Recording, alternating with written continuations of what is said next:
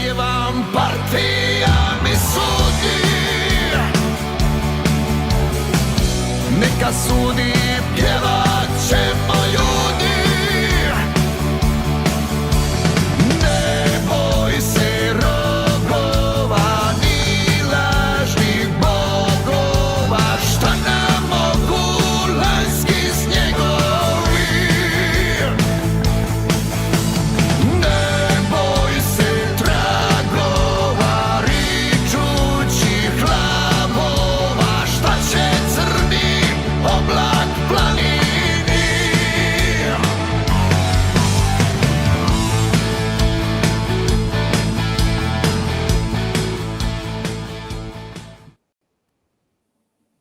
Dobro večer, ljudi moji. Welcome to PodroomTV, episode 6 for 2026. We welcome you back after a week off. We had a little bit of a break. Sometimes we have a mental break, a physio, a psychological break to try and recoup. Sometimes Gosti pull out last minute and we've got very little material because we do very little preparation. And other times we just, other things pop up, commitments, family commitments and whatever else it might be. But Spolge, welcome, mate. Another week. You're preparing it. Another 2 weeks in. I'm just trying to find a photo of this Mordrich on there. Someone, I know that there was a rendered one with Mordrich running through all day today, and now I can find it. Searching everywhere, wearing this proposed new Adidas kit. But anyway, good evening, everyone. It's been 2 weeks. A big tour, actually. That show a couple of weeks ago was massive. It was. It went a bit longer than what I thought it would. And what Jimmy Neely, I probably thought it would as well. It I did. saw Jimmy the next day at work, and we were both sort of, heads down, bags under the eyes. We got there. They were good sports. They hung around. We had a couple of drinks. Ništa strašno. No. There's been worse. But it was refreshing to know that Jimmy was getting texts from Mariana going, relax with the rakia as well. Counting the rakia, as many people do. And, he doesn't just happen to us. So that's. But speaking of Jimmy and Mariana, condolences go out to Mariana, Stan, and Tony, his family, and their respective family. Very, very well-known member of the Croatian community for many, many years, many decades, actually. Tough time. I know what that feels like, but our hearts and prayers go out to all of you, and I'm sure the extended community also praying for you as well and sending out their regards and condolences to you. So you're not alone. So that's got to be comforting, if nothing else. Počivalo u miru Božjem, and the funeral is on Thursday at Clifton Hill, Thursday morning, 10 o'clock viewing, 10:30 Krunca and Mass. So if you are available to come down and support the Panic family, by all means, come down to Clifton Hill on Thursday. Yeah, Thursday morning, I think it was 10 o'clock. I think you're right. Yeah. But also, and that was one of the ones where we thought we might get a special guest tonight, and that unfortunately Stan came down from Perth for, not happy reasons. But we thought maybe we'd get him on the show. But at the end of the day, he felt a bit uncomfortable, and, understandably so. But doesn't matter.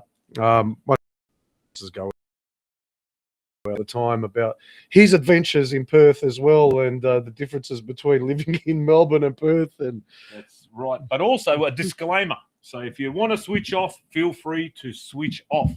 Now, we have lost radio contact with Mr. Ash Hobson, yes, who we advertised last night on the reel, and I said, he's coming in, and we're going, it's going to be sick, and we're going to talk to him, and he's an English from Leeds and all that sort of stuff.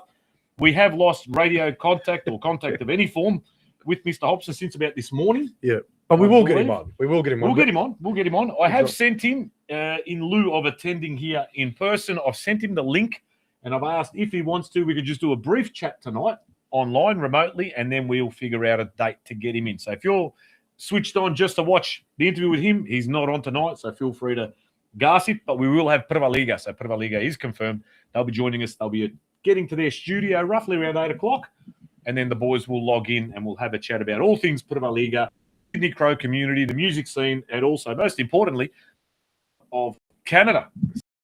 So their New Year's Eve performance in Canada, and would have been freezing cold. I followed them while they were up there, just to get a bit of a feel of what it was like for them as Aussies going to Canada, possibly for the first time, and how they were accepted and welcomed by the community, and how that community breathes. Yeah. What was it like? Was that Zabava that they played at same as one of our Zabava? Yeah. Or is there something they do different because of obviously the cultural differences between North America and Oceania? What do you call us, the South Pacific? Well, it's intriguing, isn't it? No, there's probably differences between Canada. Well, I'm sure there are differences between Canada and America, or the US itself, let alone with us. But I'm sure there's many more things that we hold in common, and you'd almost feel very familiar. You would at times. I wonder. Actually, that's one question I asked. I wonder if at any time while playing, did you forget you were actually in another country, in another continent? Exactly. But we've got a chat here. We've got a cheerio from Ivica Petrolic, but as you can see, I'm wearing the new Gospic Bears jersey for 2006. I'm pretty stuck the gut in. You'll be able to see I and D, so it's not stretched all the way across. The new beanies. We've got a spray jacket as well. The spray jacket, the material that it is made from, is probably one of the best spray jackets I've now got in my collection. Wow. It's thick. It's lined like most spray jackets, but the actual spray jacket itself, the material, is thick. It's amazing. Yeah. I've tried it on last night. I didn't wear it today, obviously.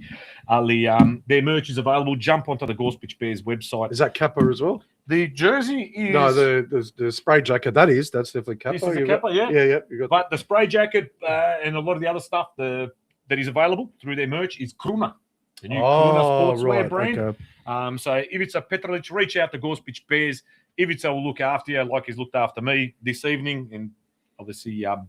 their gear is, like I said, I think in the last 5-10 years, the Gospic gear that has been out on the market is probably the best going around the community by far. There's some really good stuff out there, but Gospic consistently, year on year, they bring out, you know what I mean? Bases, some people go, white square on one side, red square on the other. Which one's the starting square? The pull you. We've covered both bases there with Gospic. So well, you said they've gone Kruna with the other stuff, but they had to keep the Kappa. Because they want that 90s figure hugging look. That's right. Who loves more figure hugging than me? Yeah, everything's figure hugging, man. I can wear a double XL and it's but Kappa is unreal. Yeah. Kappa for jerseys and stuff is killer. But Gospic, jump on their socials. You can download or you can reach out to them. There's spray jackets, beanies, tracksuit tops, all sorts of stuff. I'm not sure if the jerseys are for sale themselves. But you can see there, I think it's got the number 26 for 2026. And obviously their sponsors, I&D. Who's on the back there? IBM Crane Services and Your Business Insurance. Your Business. IBM Crane Services, is that Mladen and Ivanka? It is. Yes, it is. Yes, good man and good people. Yes, very good people. Mladen and Ivanka. Mladen being from Popovici down near Benkovac, of course. And Ivanka being from Neviđali. There you go. Oh, she's one of mine. Bukovica and the island.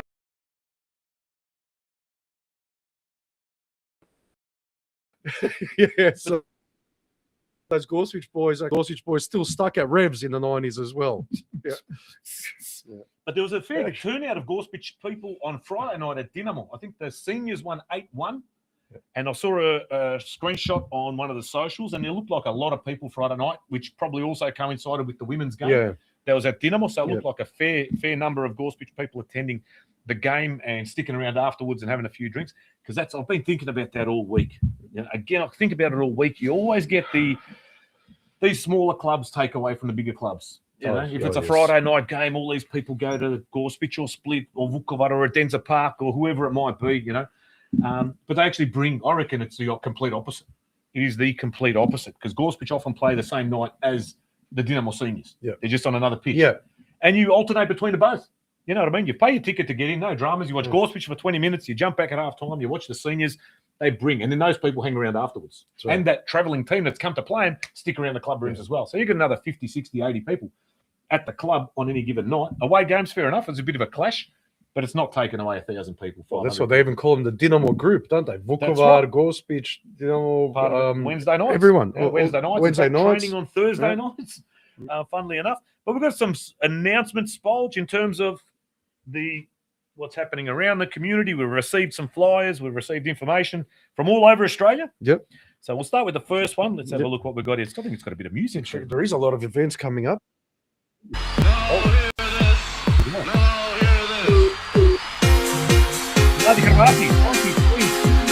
Bring your friends and your brain power. Friday,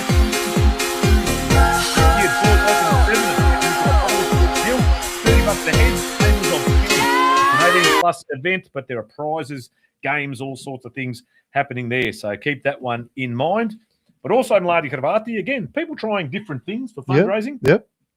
The FG or Folklorna Grupa Mladi Hrvati wine drive, $30 fundraised from every dozen bottles sold goes to Mladi Hrvati. So there's obviously wine is the item being sold here.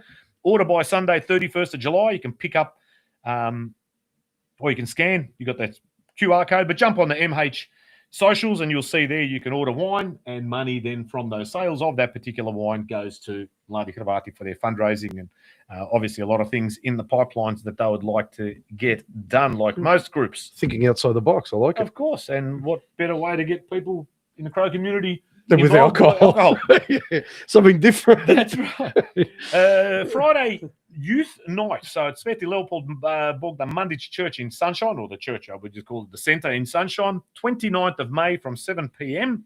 Youth night. So basically all 18 to 35-year-olds are asked to join for Mass, which will be held in a mix of both English and Croatian, and then there'll be refreshments in the sala afterwards. Bring along your siblings, cousins, friends.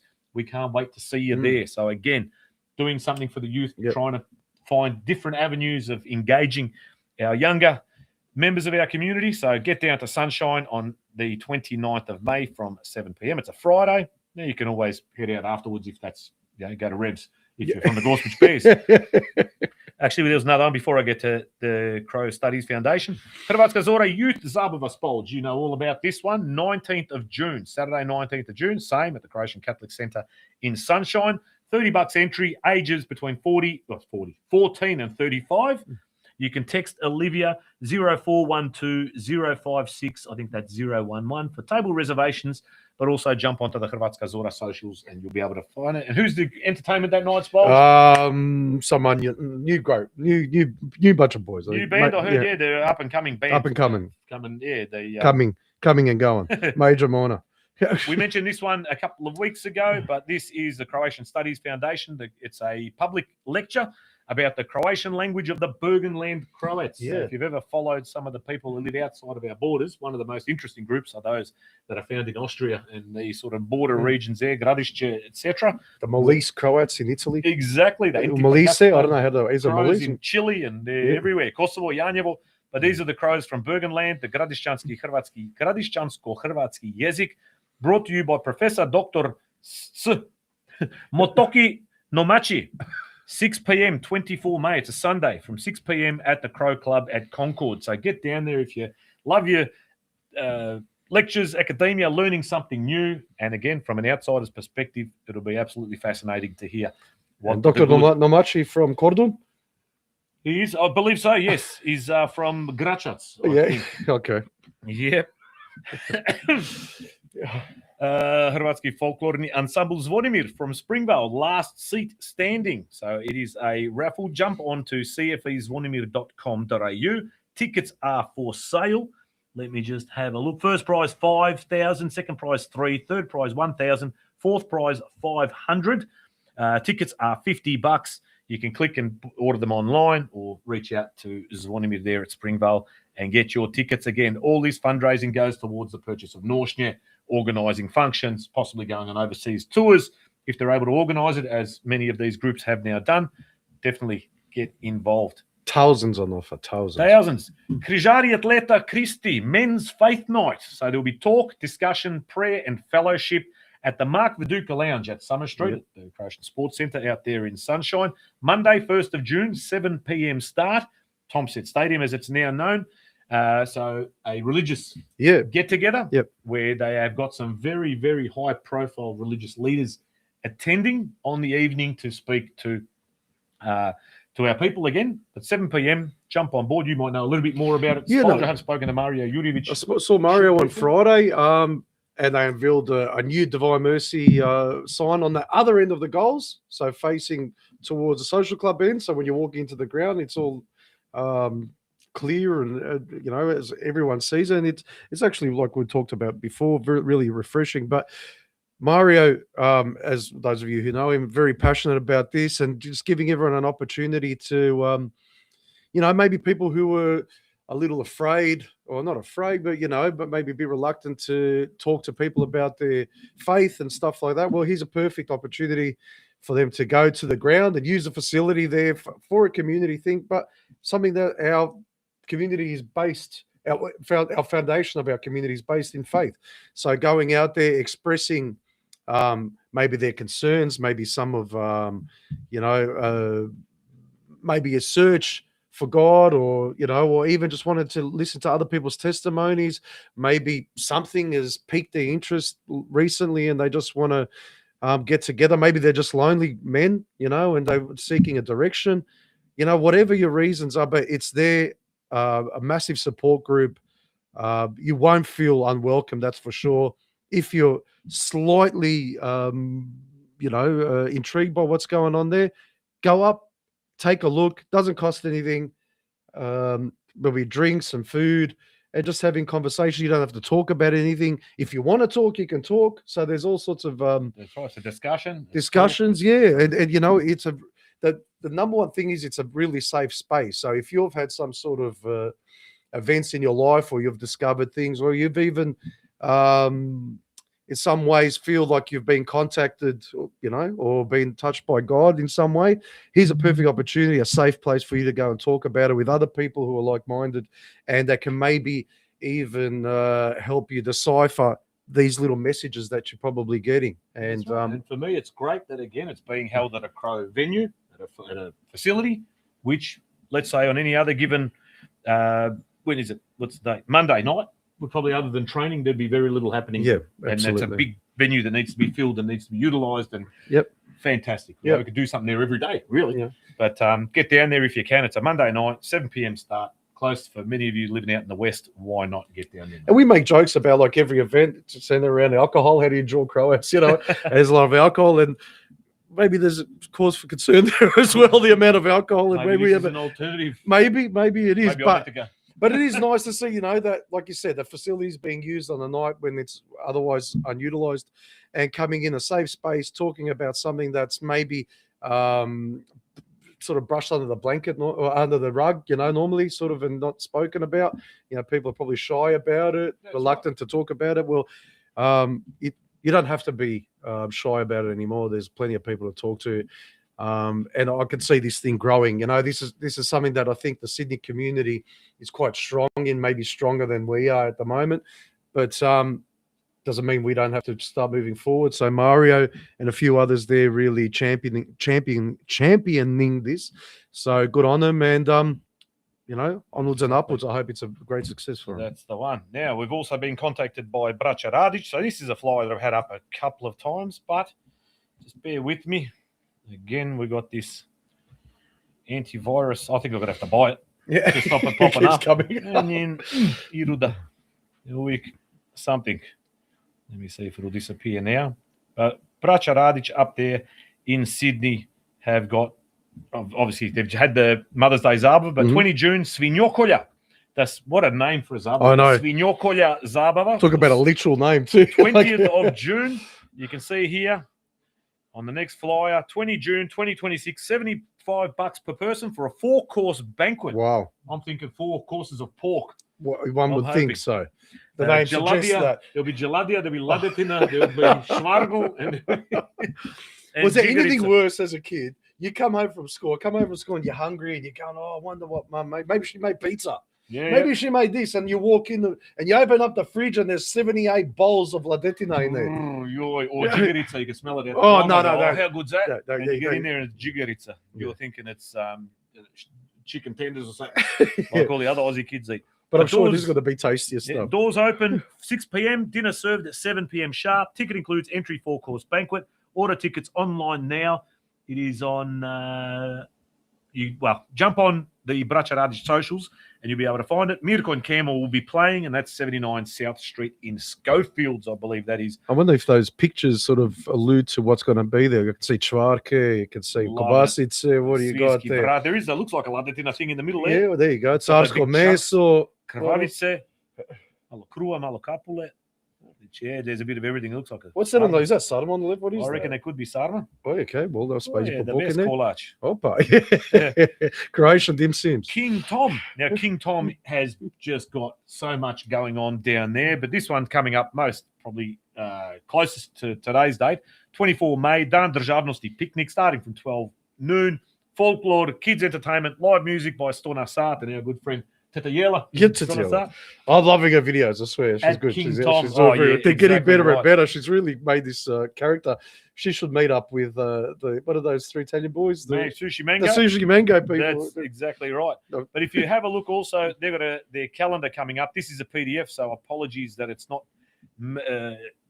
too easy to read, probably from your perspective. But you can see here they've had dessert festival, obviously games happening down there at Ensa Park at King Tom, Taekwondo, trivia nights, Linjo Zabava, Mother's Day. Then you got the Hajduk Bila Noć, May 16. Has that passed? That would have been Saturday night. Yep.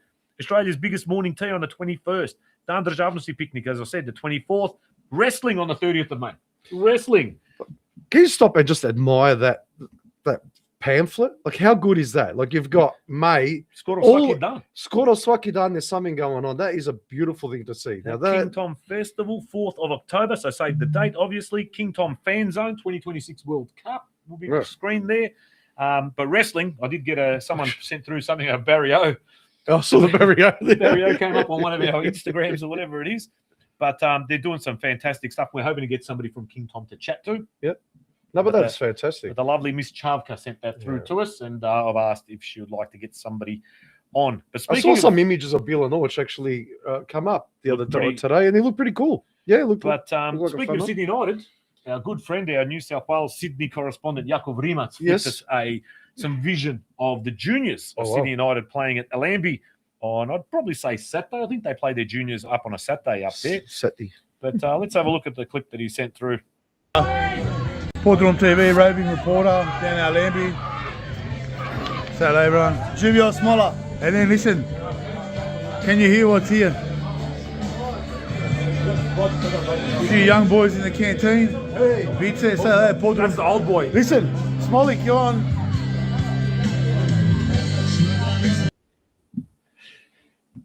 Only good song. I'm disappointed with that. I thought he'd say it's probably the greatest thing I've ever heard, but he just said good song. But that's all right. But, They're we love- listening. Yeah, we love when people send stuff through, man. We'll And always, you- if we get it on time, we will put it up, we'll play it, we'll share, we'll do whatever. And you're actually now 0.05 cents richer. I am, I think, because of that one, and they played it there maybe twice on the day. Oh, That's I'm a closer cent. closer to retirement, closer to retirement. But then also, I believe probably would have been on the same day.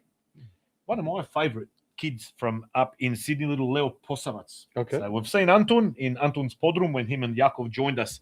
But this is young Leo Posavac, who was a hit, who was a star at the Croatian Folkloric Festival only last year. Oh, He was the one fake rakia drinking, if you saw with the, I think it was Braćaradić. He's Braćaradić, maybe he's Mladi Frankopanio, I'm not too sure. was it really fake? But this or- is young Leo Posavac, set piece, the next Christian Sakis, they reckon.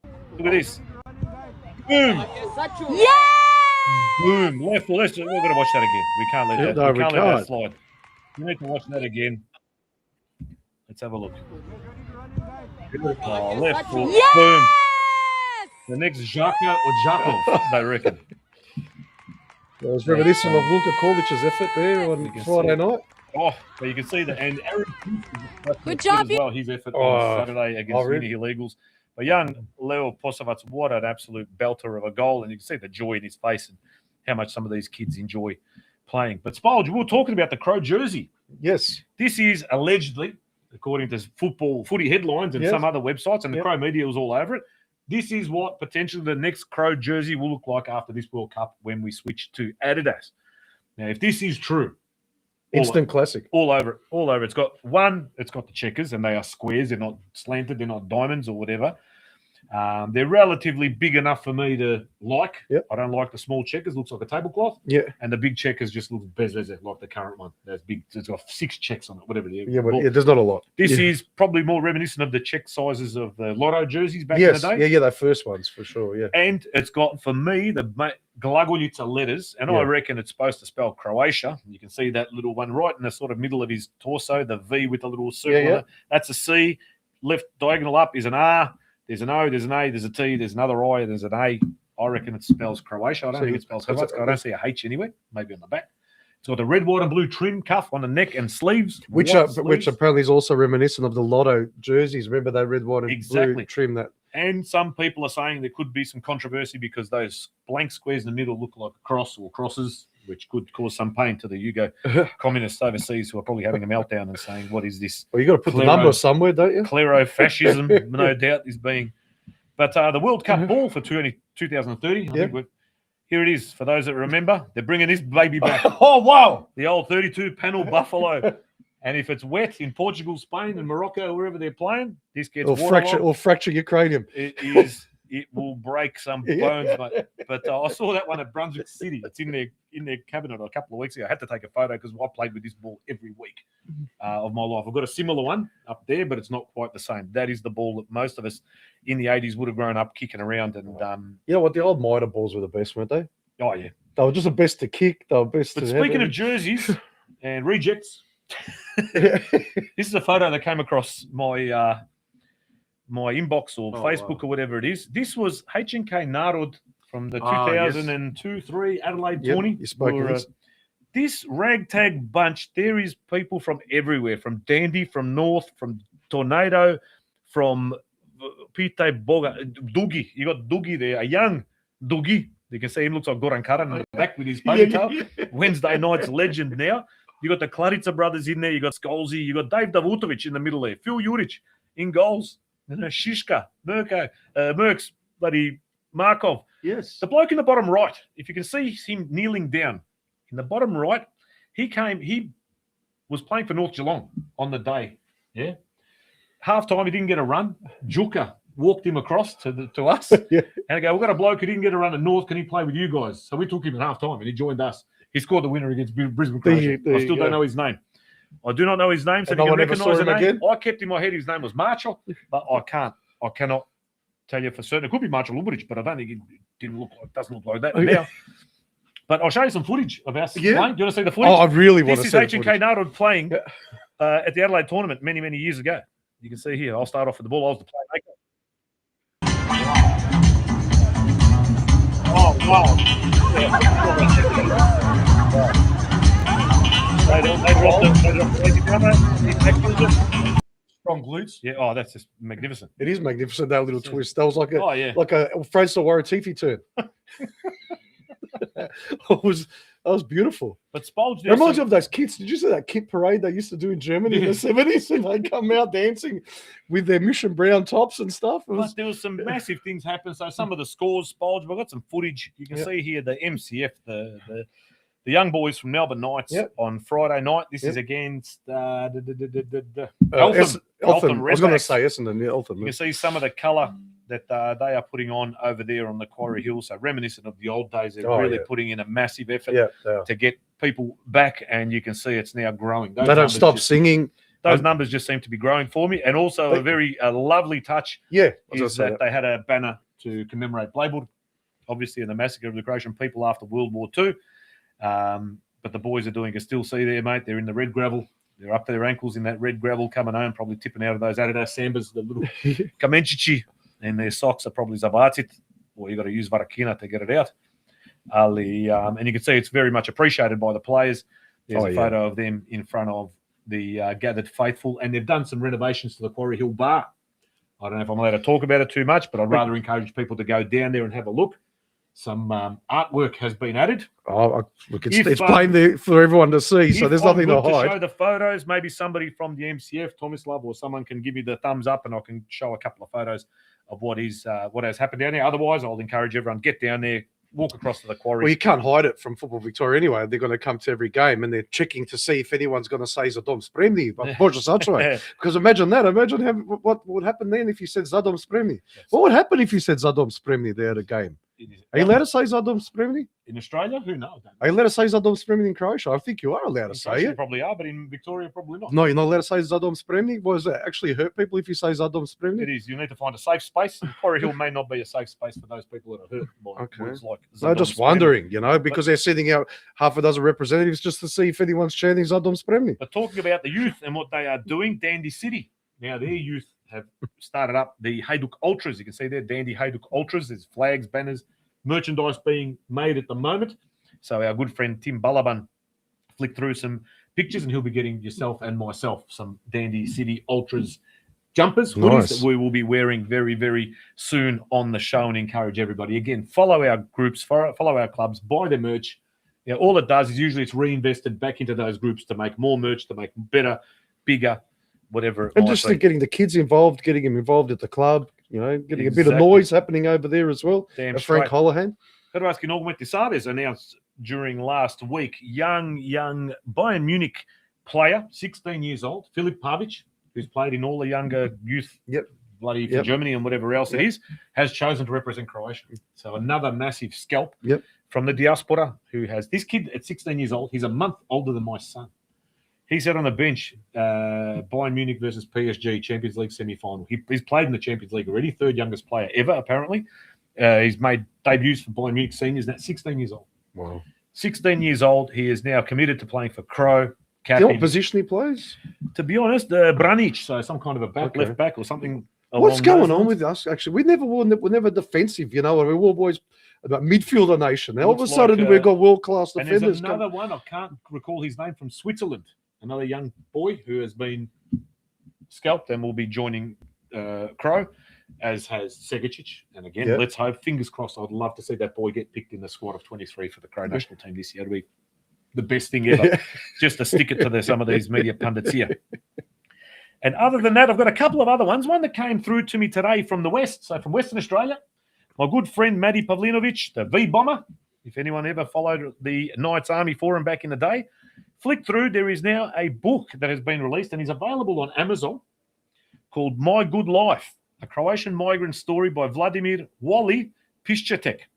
So it is available. You can purchase it. We have also reached out to our friends in Perth. We will try and get Wally on the show to talk to him. Well, that'd be because great. I knew very little about the bloke. There is a bit of a blurb there. It says born in Croatia, 1934.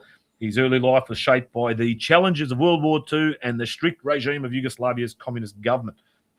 Story much familiar to most of us and most of our parents and grandparents' generations. But what I didn't know is that Mr. Piszczek is a giant of the Croatian community in Western Australia, a co-founder of the Western Knights, North Perth, Croatia. I believe he possibly designed or was very heavily involved in the building of the Frio Dome. Mm-hmm. He was the chief engineer for the city of Perth, this bloke. Wow. This isn't just some, you know, bricklayer. Massive. So massive not only in the Crow community, but in the wider West Australian community.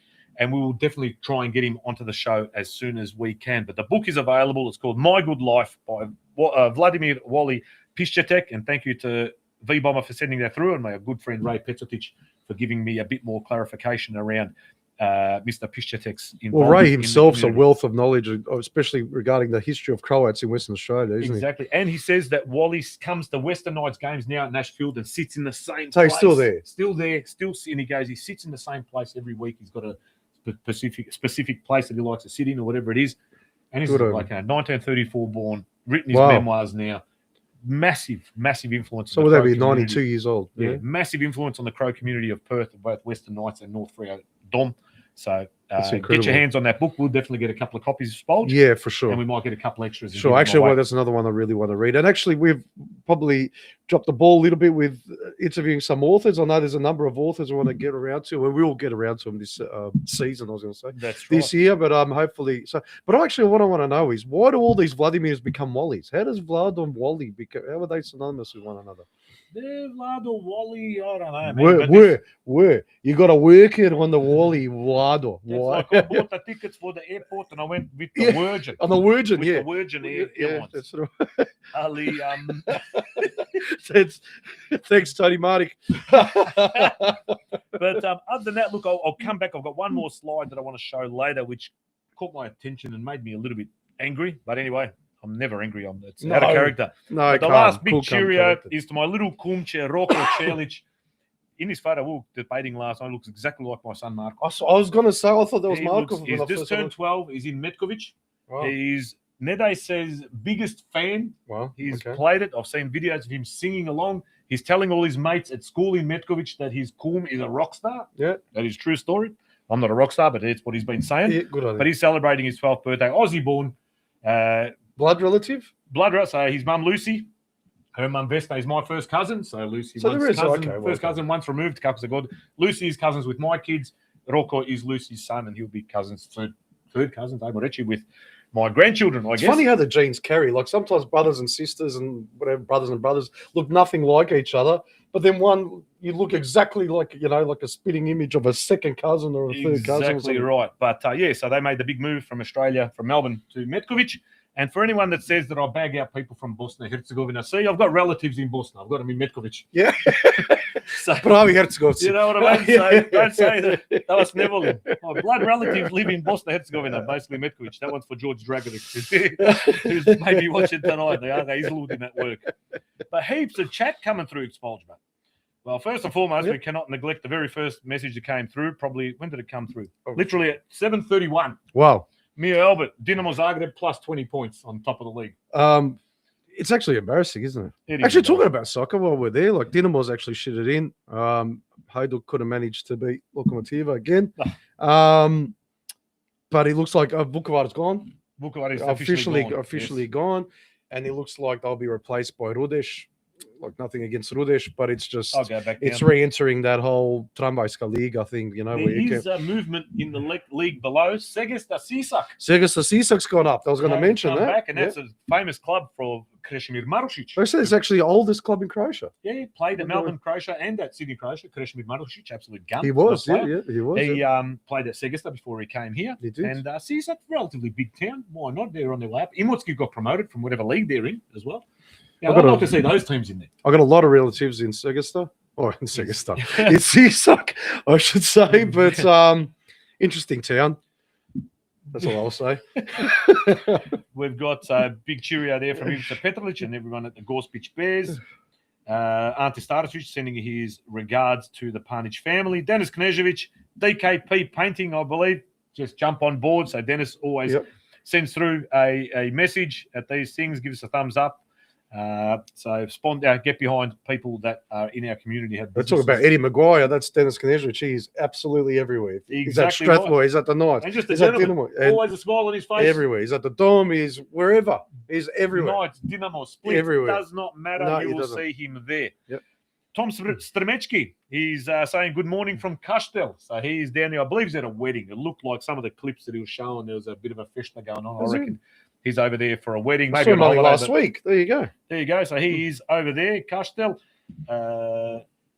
Mio, your business insurance. Oh, yeah, that's Mio. That's Mio Chicha. Yep. That is right. And does he spend a lot of time in Crow? Is he there I most think of he's the year pretty round? much full time there. He comes down here every so often. Also, just to- MC Concrete is one of them as well. That's That him. is Mustache and Cooper Concrete. MC Concrete. Elena Mulche from Mladi Hrvati. Thanks for promoting MH anytime. We love it. And if I'm not working, I'll probably be emceeing the trivia night at Clifton Hill.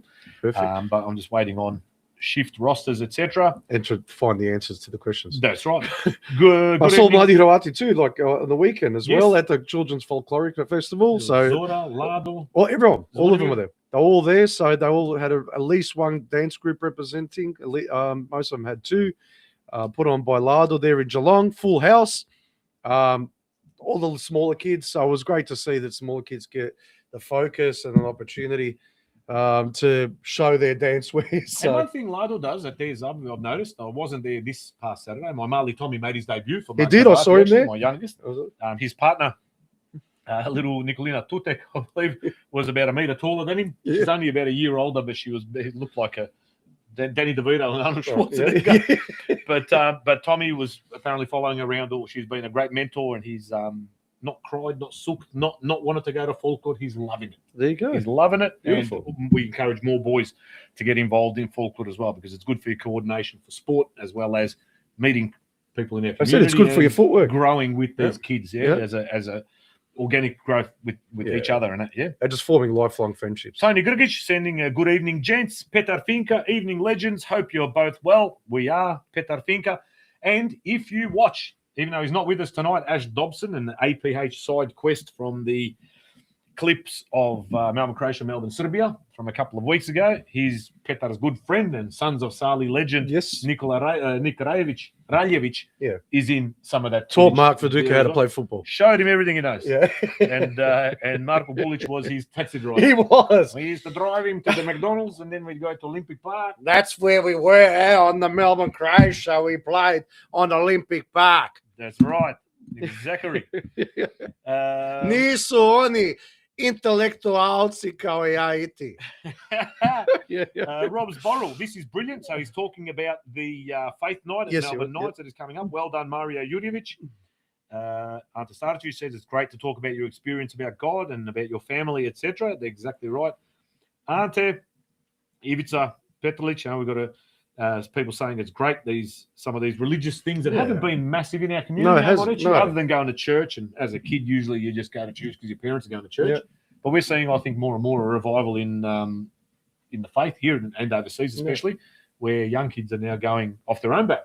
Well, I think back in the day we used to hold our faith, take it for granted because it was just normal. Now all of a sudden, if you're a believer, you get called all sorts of things, So Ivan Marek, thank you very much for sending that through.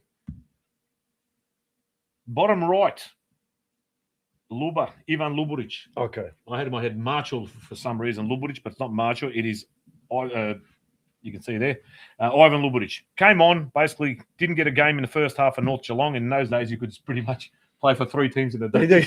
Well, it didn't matter. There was no rules We there. But... talked about it. So Jure Dragovic, obviously president of the Savez currently. I brought it up to him today at Smoke. We were rained off for a little bit. We had a chat about he it. would have been disgusted. He goes, no, in the early in those days, you could, there was people, you didn't have enough players, just get a guy off the side, go, you can play, even though he's just played. You're in the same.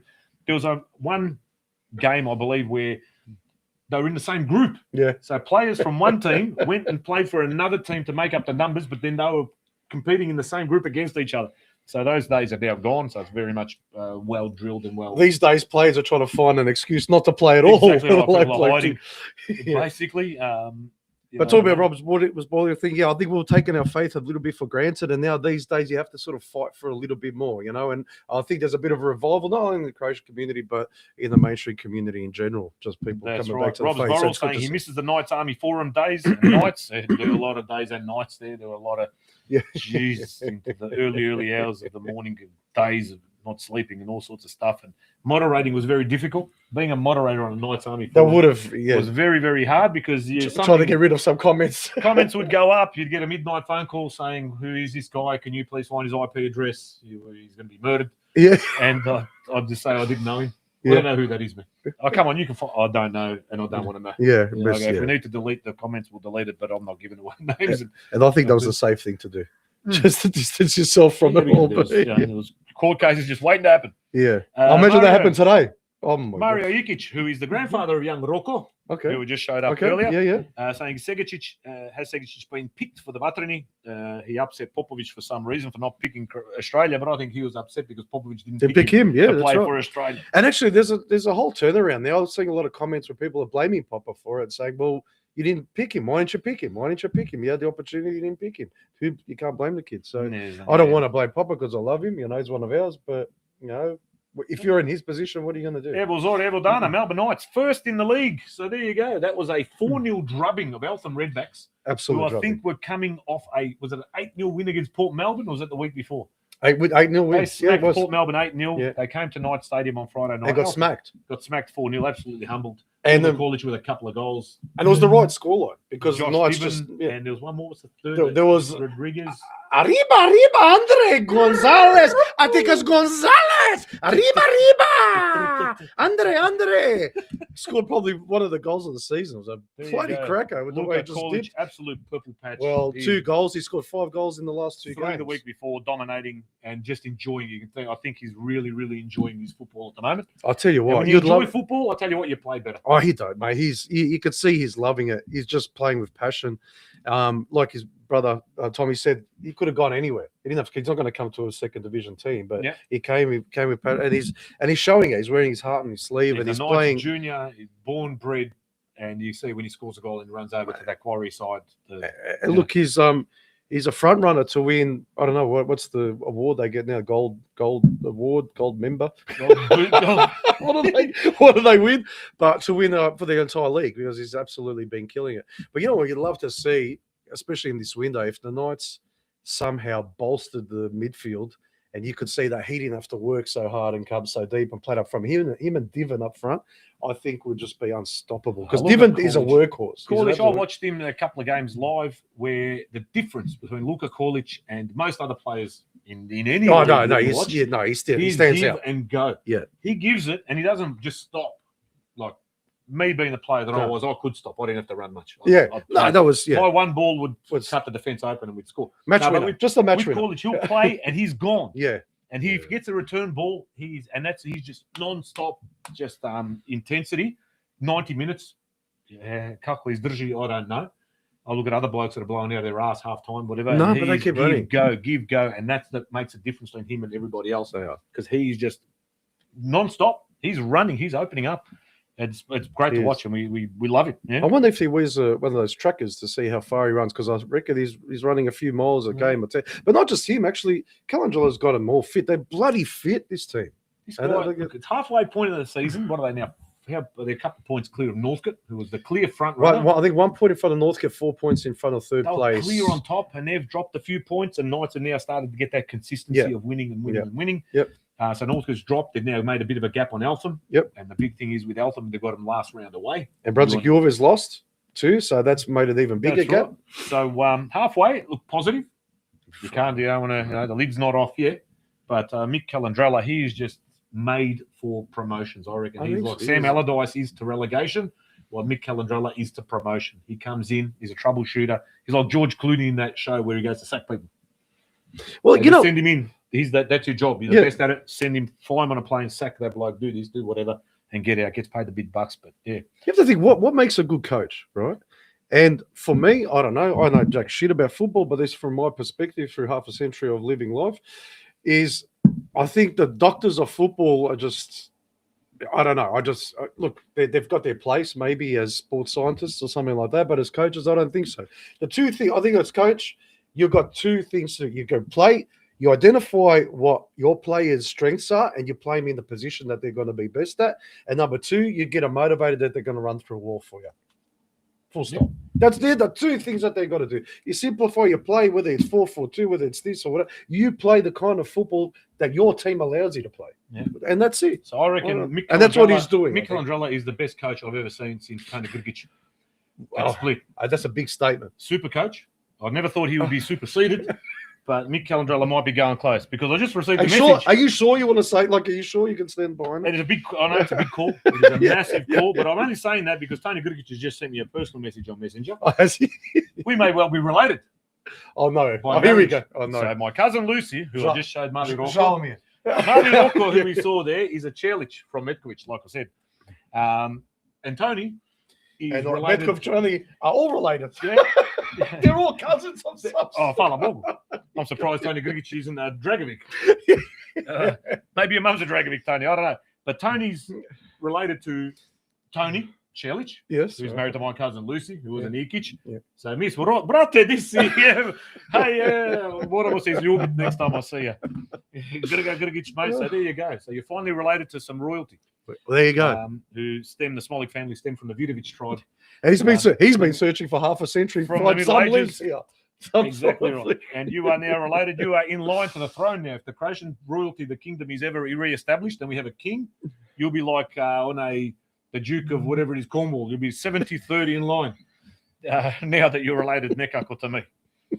To the house of Bibinia.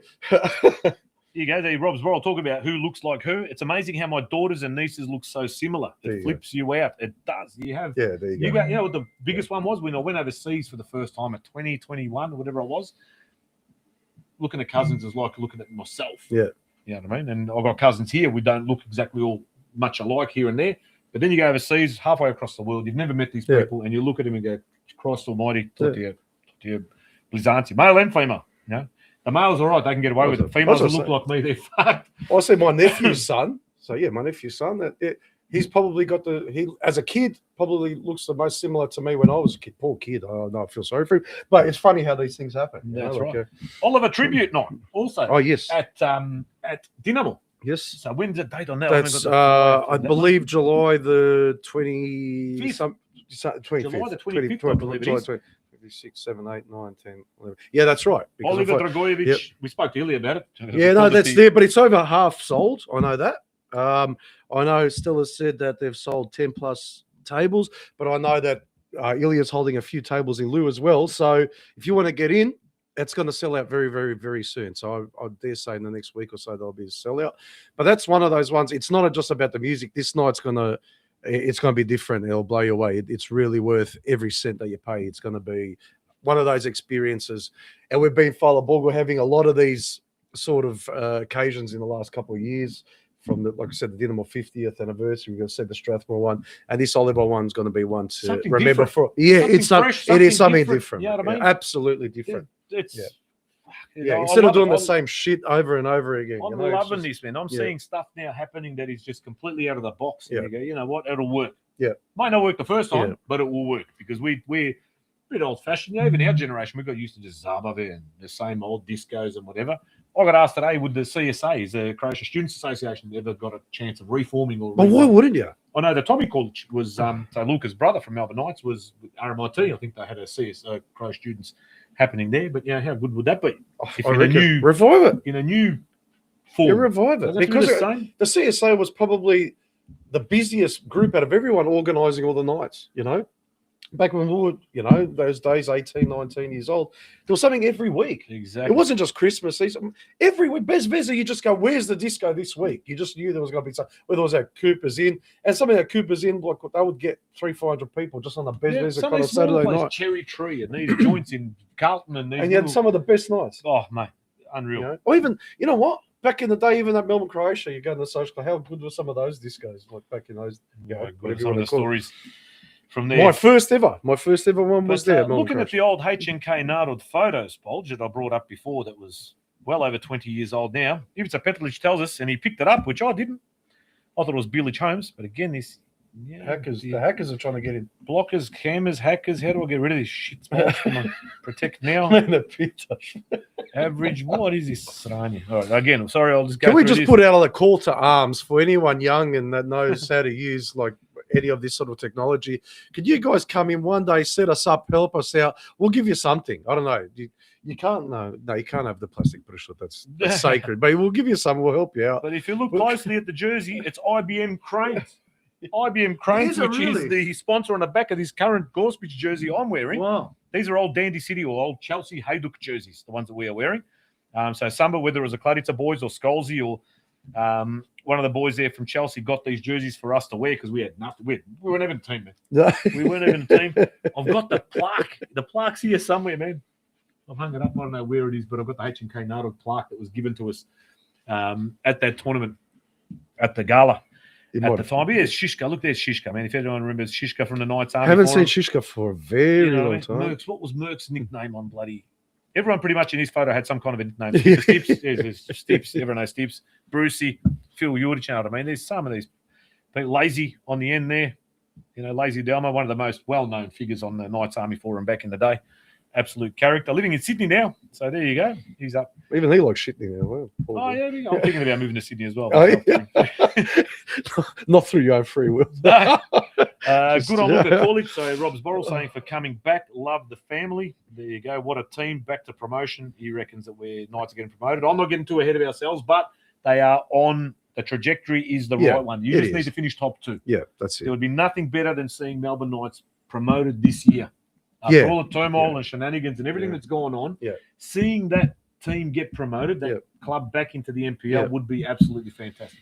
Hopefully, Dandy gets some results and they can. I think Dandy's not going to look. Dandy got a. They got a good draw. Look, I'm playing against Oakley. I think Oakley are one of the top 3 favourites to win with Hume South Melbourne. I reckon. They have. But the big one this weekend, Friday night. Dandy City versus St Albans Dinamo. Yeah, huge. At Frank Hollahand Reserve down there in Endeavour Hills. I think it's a 7:45 kickoff, if I'm not mistaken. So that's St Albans in Dandenong 2 weeks in a row. They had to play Thunder over there. Got maybe a little bit disappointing result with a 2-2 draw against weak Thunder. 2 goals in a minute. Dandy Thunder scored. Dandy Thunder sacked their coach. Yeah. Apparently got rid of all their. Did they sack him or did he walk away because he wasn't getting paid anymore? Who knows? But have anyone seen the footage of the Port Melbourne player punching one out? I thought you were going to say, did anyone see footage of the old ex-Port Melbourne coach visiting people's houses? Well, the ex-Port Melbourne coach was the current now ex-Dandy Thunder coach. Okay. That's the one that had some controversy around his relationships within the club. But there's also footage that circulated last week around, I don't know about Victoria. There was a player from a particular club who was crouching on a car, growing a tail, whatever you want to call it, breaking a bit off, punching one out.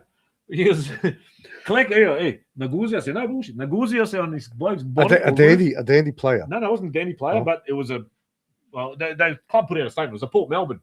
Port Melbourne player. Port Melbourne Sharks player, yeah, who has been since sanctioned by the club, and I don't know if the FV or whatever. Is this a recent thing? Or? This only came out in the socials or in the chats and stuff last week, maybe early last week, the week before, where he's sitting basically pants down and he's punching one out on this car of either a former coach or coach, and it's all linked to neki circus that's gone on between clubs and people and players and coaches and whatever else. But the dandy coach has now been released.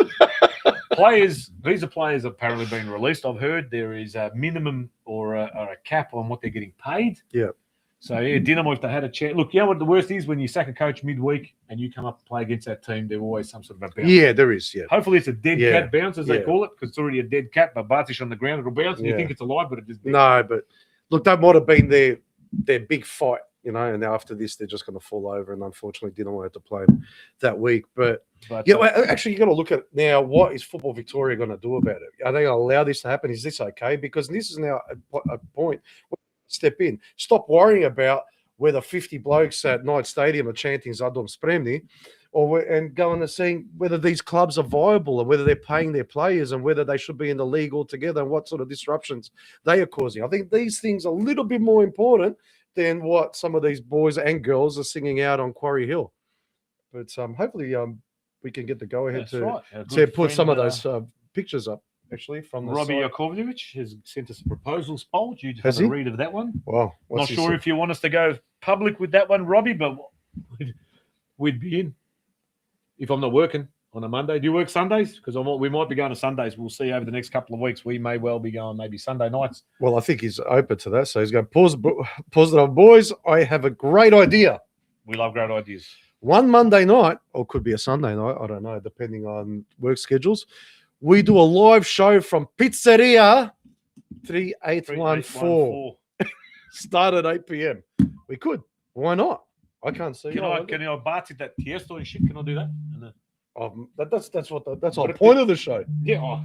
That's what you're gonna get. We'll make a podrum pizza special. Yeah. We'll be on there. Yeah. Ladetina.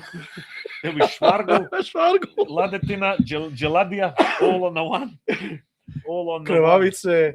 Čvarke. I luk. Ali, what else we got here? Branko Tadić, pozdrav.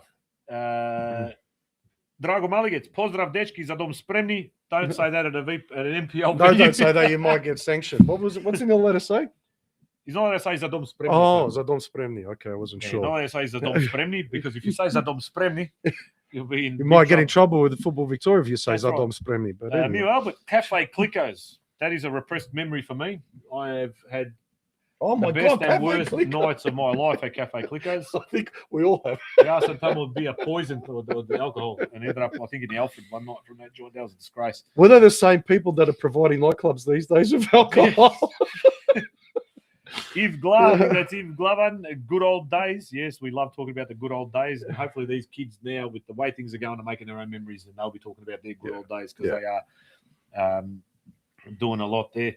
Remember C. Savic? I think that might be referring to the Knights Army. There might have been a nickname. I don't remember. There's a lot of things that slowly fade with time. C. Savic could be Johnny Brigut's cousin. Johnny B11. I'm hoping we get promotion because it'll be sweeter than Green Gully getting relegated. Oh, Green Gully getting relegated is pretty sweet. That is pretty sweet. Pretty big too, man. That's a club that's. When's the last time Green Gully ever got relegated? From the inner south. Well, that's what I was going to just say, but I don't know. But you know what? I won't be sorry to see him go. Nah. And just to offer nothing to the league anymore. Branko Tadić saying, kako je gospodine Malegec, za dom spremni? Oh, another one. Here we go. Is he allowed to say za dom spremni? He's allowed to say za dom spremni. Okay. On this show, you're allowed to say za dom spremni. Okay. But it can't be telecast into any NPL venue in Victoria. Jakovo 1999, there he is. That's Robbie's moral that we know was famous. Jakovo 1999, some of these old nicknames and post handles, whatever you want to call them, names are coming through. So we've got a bit of a conversation here. Drago Malegec says, on je dobro, Branko. Dobro. Just passing on the message. He's nice in Geelong. There you go. Now, we did have early in the season, we had a double header, round one. Yes. Dinamo Dandy Yes, at we Dinamo, did. Yeah. Knights North in the earlier game, and Yeah. Strathmore in the friendly. That's right. There was a double header. This time around, it's not a double header. Dandy Dinamo Friday night. Yep. Knights, Knights, is it Knights, isn't it? Because it was No, a it's at North Knights. home It's game. at Knights. Knights North Sunday, I Sunday, believe, at yeah. 3 p.m. It is a 3 p.m. It's kickoff. Summer I don't know when the Rezzies are playing, whether they're playing before or after. I'm not sure. We'll try and find out. If So- one of you know, please let us know so Two we can let big everyone know. games in Yeah, huge. MPL and BPL. Yeah, massive weekend. Four Try to pro get clubs playing each other on two separate occasions. So if you can get to Dandy on Friday Yeah. and get to Knights on Do it. Sunday. Split is Absolutely also do it. playing at home. Again, this is one where they're Friday night, they're Yeah. playing Williamstown. They Also are formerly known as the Williamstown Mladost. youth, The Williamstown Youth. Juventus. That's right. The Williamstown's Youth, young boys. Yeah, The young Pionieri, boys. Pionieri, as we like to call them. The Pionieri. So Split going for their 7th straight win after defeating Uni Hill in their 6th straight win on 4-1. the weekend. 4-1 away They're from on home. fire. Absolutely. Against playing in the Uni Hill lines. Ivan was their Franch. Socceroo Ivan Franch. There you go. So they got Strathmore on fire. they did, and our friend Aaron Smith, we will get him onto the show, and his mate Callum Nicholas, we will get them both in, the two Anglesi boys that play at Split. Aaron scored another one. We won't Free have any kick- alcohol left in the podroom if free they come kick, on. and Jimmy will have to give us a day off at least. I think at least so. we'll have to be over the Christmas break. I reckon we've got that 16-day break Yeah, no, that's when they'll probably have to be because it's Just to going to make take sure. 16 days to recover. just to make sure. But could this be a fairy tale year for Strathmore? 50th year, getting promoted. Tawny Tawny Gala on the 13th of June, well- sold out. Absolutely. for Glenroy Split. Glenroy, the old Glenroy Split, the old Split Auto Repairs Unbelievable. Industrial League club. 50 years later, 200 juniors or whatever they've got now. How old were you when you started playing there? I was 11 maybe when Yeah. I played. Do you think a back Gala then at there Split. was no chance in the world you'd even think that Strathmore And would? it didn't take off. That was created. It was a gala weekend to created juniors back then in 1985. It never took off. And you look now what Jimmy, Stipa, Steve Sinkovic, Mario Kavar, Milan Dragicevic, Nick Jugovic, all the presidents They did huge things. Kasian They really Peric, did. Yeah. Cerezo, and everybody else. They all added a little bit of their own flavour and Exactly. just brought it up. snowballed. And it's not, basically and it snowballed absolutely snowed. from Absolutely humble right. beginnings Yeah. into now sitting top of the table in their respective league and doing absolutely massive things. But I was to say, like back then, would have you thought that Strathmore or Glenroy could have hosted a tournament? You wouldn't have even thought of they would have done it 10 years ago, let alone then. back then. People So, probably wouldn't even know where Glenroy used to play at Broadmeadows High School. It was a tough place to travel in terms of an elite team. It was a tough place to play as a player. The dressing rooms were inside the gym. Your social club was the Year 12 common room. yeah. There was horses along this fence line. There was a aqueduct or something. It was a Borgia such way. We in loved every Glenroy. bit. We That's loved it. and Glenroy is a relatively inner suburbb. Yeah, these in the north. days. Yeah, Ajmo reći. yeah. So, Branko Tadić, here we go with the conversation. Kad je host piknik u Brimbank Park? Trebam doći na pečenje. trebam. There you go. Dandy City, wish them all best of luck. Good luck for this week. And he hopes everything goes well. Rob Stucker, Sunday 8 p.m. is okay too for the Okay, all right. Pizzeria 3. I know, we'll definitely look. It's on the cards. Show. We'll Down find in out. We'll find Garfield. which one. Garfield. If you ever want to go for a drive east, out of Melbourne, sort of east, southeast, you go through Garfield, stop at Pizzeria 3814 because you'll get the best pizza. You'll speak to Robbie, who's an absolute icon of our community, particularly at Dandy City, but also just across the board. Get down there. If we do a live one there, house. Does one need to paint their hair orange to go to Garfield? Well, say it again. You didn't have to paint your hair orange You have to to go paint to your hair to go to Garfield. Garfield. Yeah, to go What did Garfield. Garfield eat? What was his favourite food? Lasagna. Lasagna. Right, Lasagna lasagna was today. it. Thank you to Rob Startovich and your lovely better half, Anna, for providing lasagna for lunch today. There you go. And with his Capel Sound chili was mixed. There was malaluto. Ooh, that's there. Yeah, see, that's not. You always you want a little bit of chili hit, don't It you? was all ever done. I said, Smolik, you were there when Knights were at their best in the 1990s. How would you describe it to this generation? NSL was very much different to anything we'll probably ever experience unless the football pyramid opens up in this country. Yeah. But then again, I was around when Knights weren't in the NSL, when they're in the state leagues. I could play in Doveton, playing Ringwood Wilhelmina, playing these clubs in the sticks in the middle of nowhere. So we've seen it all. You know, my man. But it's still Essendon. When did the name change up at Essendon? Between Essendon, they're kicking out of the league and then the joining with the Ukrainians, the USC. Those have been 77, 78, whatever, like there. But when did it actually become Melbourne as opposed to Essendon? That's what I'm talking. Sometime after, there's some historians. Because 78, 79, those two championships were Essendon and Croatia. That's two. Well, 81 when I played was still Essendon and Croatia. So there you go. So was the change when they actually came into the National League?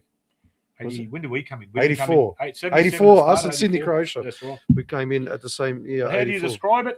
Look, for the kids that are there now, it's probably the best period of their life. Yes. Watching now the first 13 games, Knights sitting top of the table, playing for a promotion. Yes, we're in VPL. It doesn't matter. If you get promoted, you go to NPL. You keep going on this trajectory, you want to see the Knights win an NPL one day as well.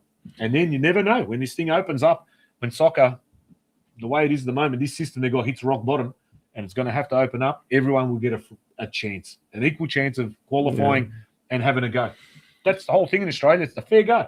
Like any of the younger ones who went to the Brisbane Roar semi-final, Australia Cup game at Knight Stadium, it was about 3-4 years ago now, I'm not sure. That was a sort of standard NSL turnout. Maybe a little bit more than what you would get, say, against a Newcastle, something like that, but definitely nothing like when you were playing any Melbourne team. There was more people than that was there at the Brisbane game, but it was just different. I don't know. Was it more militant back then? It was a chip on the shoulder. There was a bigger chip on the shoulder, I think, back then, because everyone hated us. They did, and we don't care. And we don't care. But now that's only dinner more now. We've just ticked over 8:30, so the boys were getting into the studio, and they said they'd give us a buzz around 8:30, and we do have now Pavliga. Oh, there you go. And speaking of Sydney, what's been negating Sydney? Exactly right. But we're speaking of King Tom a fair bit and the functions that take place there. Pavliga is front and centre often, and particularly one member of Pavliga that we'll chat to, who seems to be everywhere on the squeeze box, playing, people just loving the tunes. But we now say hello and good evening to the boys from Pavliga.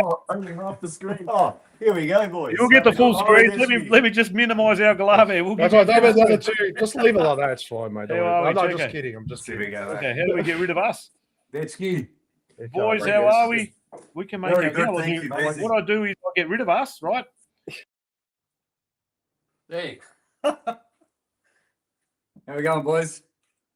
Oh, we lost them. Looks like we're hosting. We're not going to do half the job, gentlemen. I don't know. There you go. Hang on. Can you hear us? How's that for pop star? Can you hear us there? We can hear you. We can hear you. I can't hear a word. How are we going there? Can you guys hear us okay? We can. Nice and clear, mate. Beautiful.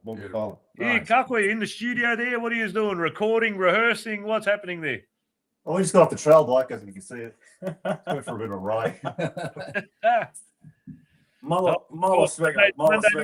Usual rehearsal nights for you boys, get together. This is our regular kind of place we come to meet and discuss things and run a few songs every now and then. So this is the bit of an acoustic jam room. Yeah, watch PodroomTV in the background. Yeah. Watch PodroomTV. Actually. But how have you been? How was it? Let's go. Just start with the most recent, the last weekend or the last couple of weeks, and then we'll go further back into history and talk about some of the massive things that's been happening with you guys as well over the journey. Nice. So we just played. Did you play anywhere this weekend? Any weddings? Any Zaba? Any functions? We had a week off actually. We're back on this week. We're a double header. Lots of people like to get married in May. It's a beautiful time of year. So Friday weddings becoming popular. So that's So just playing with themselves this week. Yeah. And what do you, Steve? And what do you usually do? You'll do the sort of the pre-party sort of thing, the get together at the house, and then join the band later on the evening. Yeah, you just start on a Thursday morning, and continue late into Thursday night, Friday, and back there. Usually sleep on the couch, and Yeah, no. Well, Just when- like, whatever I can do, mate. Whatever they like, I always say yes. You know, sometimes the boys join me. Sometimes they're playing golf. Depends. Yeah, is there a bass player and a drummer there? They'll just rock up at about 7:30 for an 8 o'clock start. 7:45. That sounds all right. And you've got to set up their drum kits and tune the bass for them. Yeah, I know. That's right. We don't rock up otherwise, boys. If the kid's not there ready to go, forget it. Well, I was going to say sometimes we don't want to join Steve. You know, we'd rather him just do his thing on his own. He's amazing. You don't want to cramp his style. Nah. When he said we had the weekend off, only 3 of us had the weekend off. He was playing. Oh, of course. Oh, there's no doubt. That sounds like a bloke that's Bulginose from a band here in Melbourne. It's Well, I know a lot of people like to play themselves too, but that's but nonetheless, it's good that you're entertaining people at the same time. But huge things like we just said, we saw that flyer that was at King Tom, and you're seeing things are happening there almost every second day. I mean, it's incredible. Is that something that's happening not only at King Tom but all throughout Sydney? Is there a renaissance happening in Sydney itself as well? a musical renaissance. Yeah.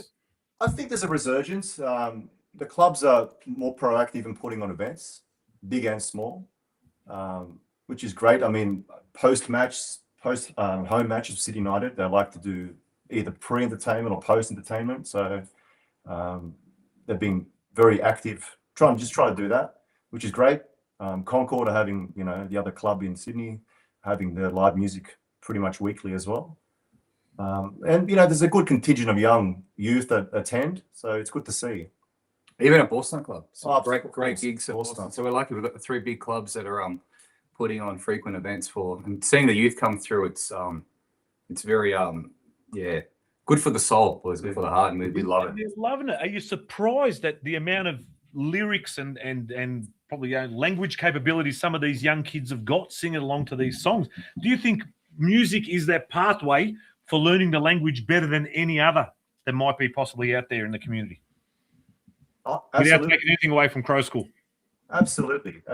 I we've got all young families, and learning music and the language is huge. Like they sing the lyrics, but then you ask them, do you know what it means? And it's great. Well, what about even your own parts? Most of the time, they don't know what the lyrics mean, and we even see a lot of kids in the crowd that maybe they're singing along with a live performance and they get lyrics wrong.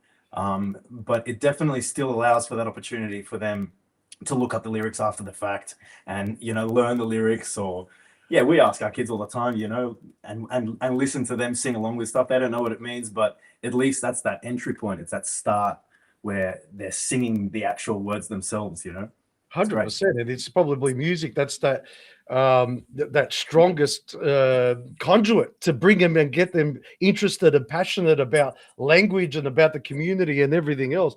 But that's what I want to ask you boys, and the 4 of you, is that something that drew you to your roots and Croatian roots and playing music? Was the music that conduit that brought language to you and what inspired you the most? Absolutely. My answer is yes, 100%, bro. I was hungry to learn what I'm actually singing about, and what is the meaning behind this song? What's the story? The Croatian lyrics are amazing because they're very poetic, and they usually tell a fantastic story. And heartfelt too. Yeah, very passionate. So once you learn that language through the music, it's just hits home a lot harder. And how long have you boys been together as a band as such? I can answer that one. Too long. Too long. Too long. Too long. Yeah, I can. I know what that feeling. I must feel it. But no, it's over 20 years. I know that wasn't too long ago that you had a 20th year anniversary. We had our first ever gig. It was the old Punch Bowl, which is now the Concord. It was Christmas '99. 99. Wow. Well, Marco was still in preschool. That's Indy. He joined us maybe some 10 years later, but it's 26 years now, gents, and we've had minor, change in the lineup. So it's some beautiful friends of ours and fantastic singers in the band, and it just went around full circle. And the last 15 odd years with Marco up front, 26 years and loving it. Going back on what we were talking about, watching the kids come through, that's been the biggest drive. It's so exciting seeing the younger generations. And oh man, a few of us had the chance. I grew up watching my dad and my uncles play in a band. So did Michael. So we kind of were blessed being, I guess, born into the whole music scene and being able to kind of give a little bit back and watching them have that much fun. It's like you're hosting a party every week, even at weddings, and it's really, really good to see. And I mean, thinking about what the resurgence is, Rob, to go back to that, I'm trying to pinpoint when did it happen, and it's funny. I think a lot of it, I find anyway, it lands with some big albums and big moments in music. And I really feel this latest Thompson album and what happened last year with the gigs over there, that just fired everyone up here, and it's incredible how many songs a fine album, a new album, can resonate with so many of the youth. I find, you know, so that always helps. Like a perfect storm. You had those World Cups, and then Thompson, and it just caught the imagination of these kids. You know what I mean? And you're right. I think the World Cup 2018 was a massive catalyst, huge. I mean, social media with Lovren singing Pukni Pushko and what's the lyric song? Him and Versailles and that singing Ima Linade za nas in the bus. Yeah, stuff like that. I mean, it's super powerful. It goes around, it gets viral, and the kids say, "What's this song?" And then it's you see it. It's incredible. Things like that. I think that was a huge one, 2018, and then unfortunately we had that lockdown a few years later, and these kids were hungry to get out. So I found, in 2021, 2022, when it all opened up again, it just exploded. Yeah, it was excellent to see.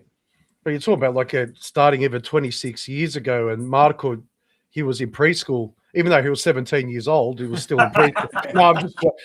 But you had a lot of influence from your late father and as well, and having that family thing.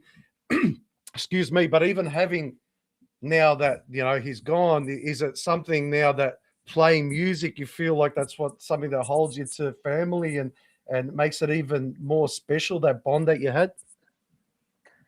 Definitely. It's made it all the more obvious how important it is to keep our traditions strong and to keep them regular. Lots of music in the house all the time, learning instruments, learning traditional Croatian instruments, so that the kids not only get a sense of what our culture is, but that they're really living through the culture to its fullest extent. And to answer your question, for sure, Dad was such a massive part in my life. He showed me how to sing my first song and showed me how to play my first notes on my first instrument. And he also was of the type that didn't wait even a 1 minute to make sure that as soon as he saw that we were ready and mature enough to respect instruments, he made sure that we had instruments in our hand, and he let us choose what instruments did we want to play. And we just dove head first, and we got hooked straight away. Especially, Dad was such a professional musician. He showed us a handful of songs within 1 week. The second week later, me and Luca and Dad played a Zabava. Played 4 or 5 songs at a Zabava at Punch Bowl together. I was 10 years old. So, he got us hooked on that high straight away. And I think, it's important for us all to do what we can to make sure we give our kids the same opportunities, and that we are a great example of Croatian culture for the rest of the diaspora too. Yeah, and I think what you brought up a really good point there is that you have music in the house. It was just an everyday occurrence. It was an everyday event. I remember even my boys, as they were growing up, every party, people would start singing. They go, there was a drunk. I go, no, that's what we do. We sing, and I think there are some other cultures, like say Italians will do that. They'll sing as well. But I think it was one beautiful part, something that we can hold on to and be proud of as a community and as Croats, is music and song being part of our culture, and something that makes us stand out from other, nations, especially in Australia, especially some of maybe more, coming from more Western or Northern parts of Europe. Absolutely. Yeah. We can't stop singing. You're right. Yeah. But in the last 26 years, what are some of the changes you've seen from the start till now? Not just generational, but maybe the types of songs, types of music, types of crowds. What used to be popular, what's popular now, or events, just little things that you've gathered and learnt over the last 26 years, all of you collectively?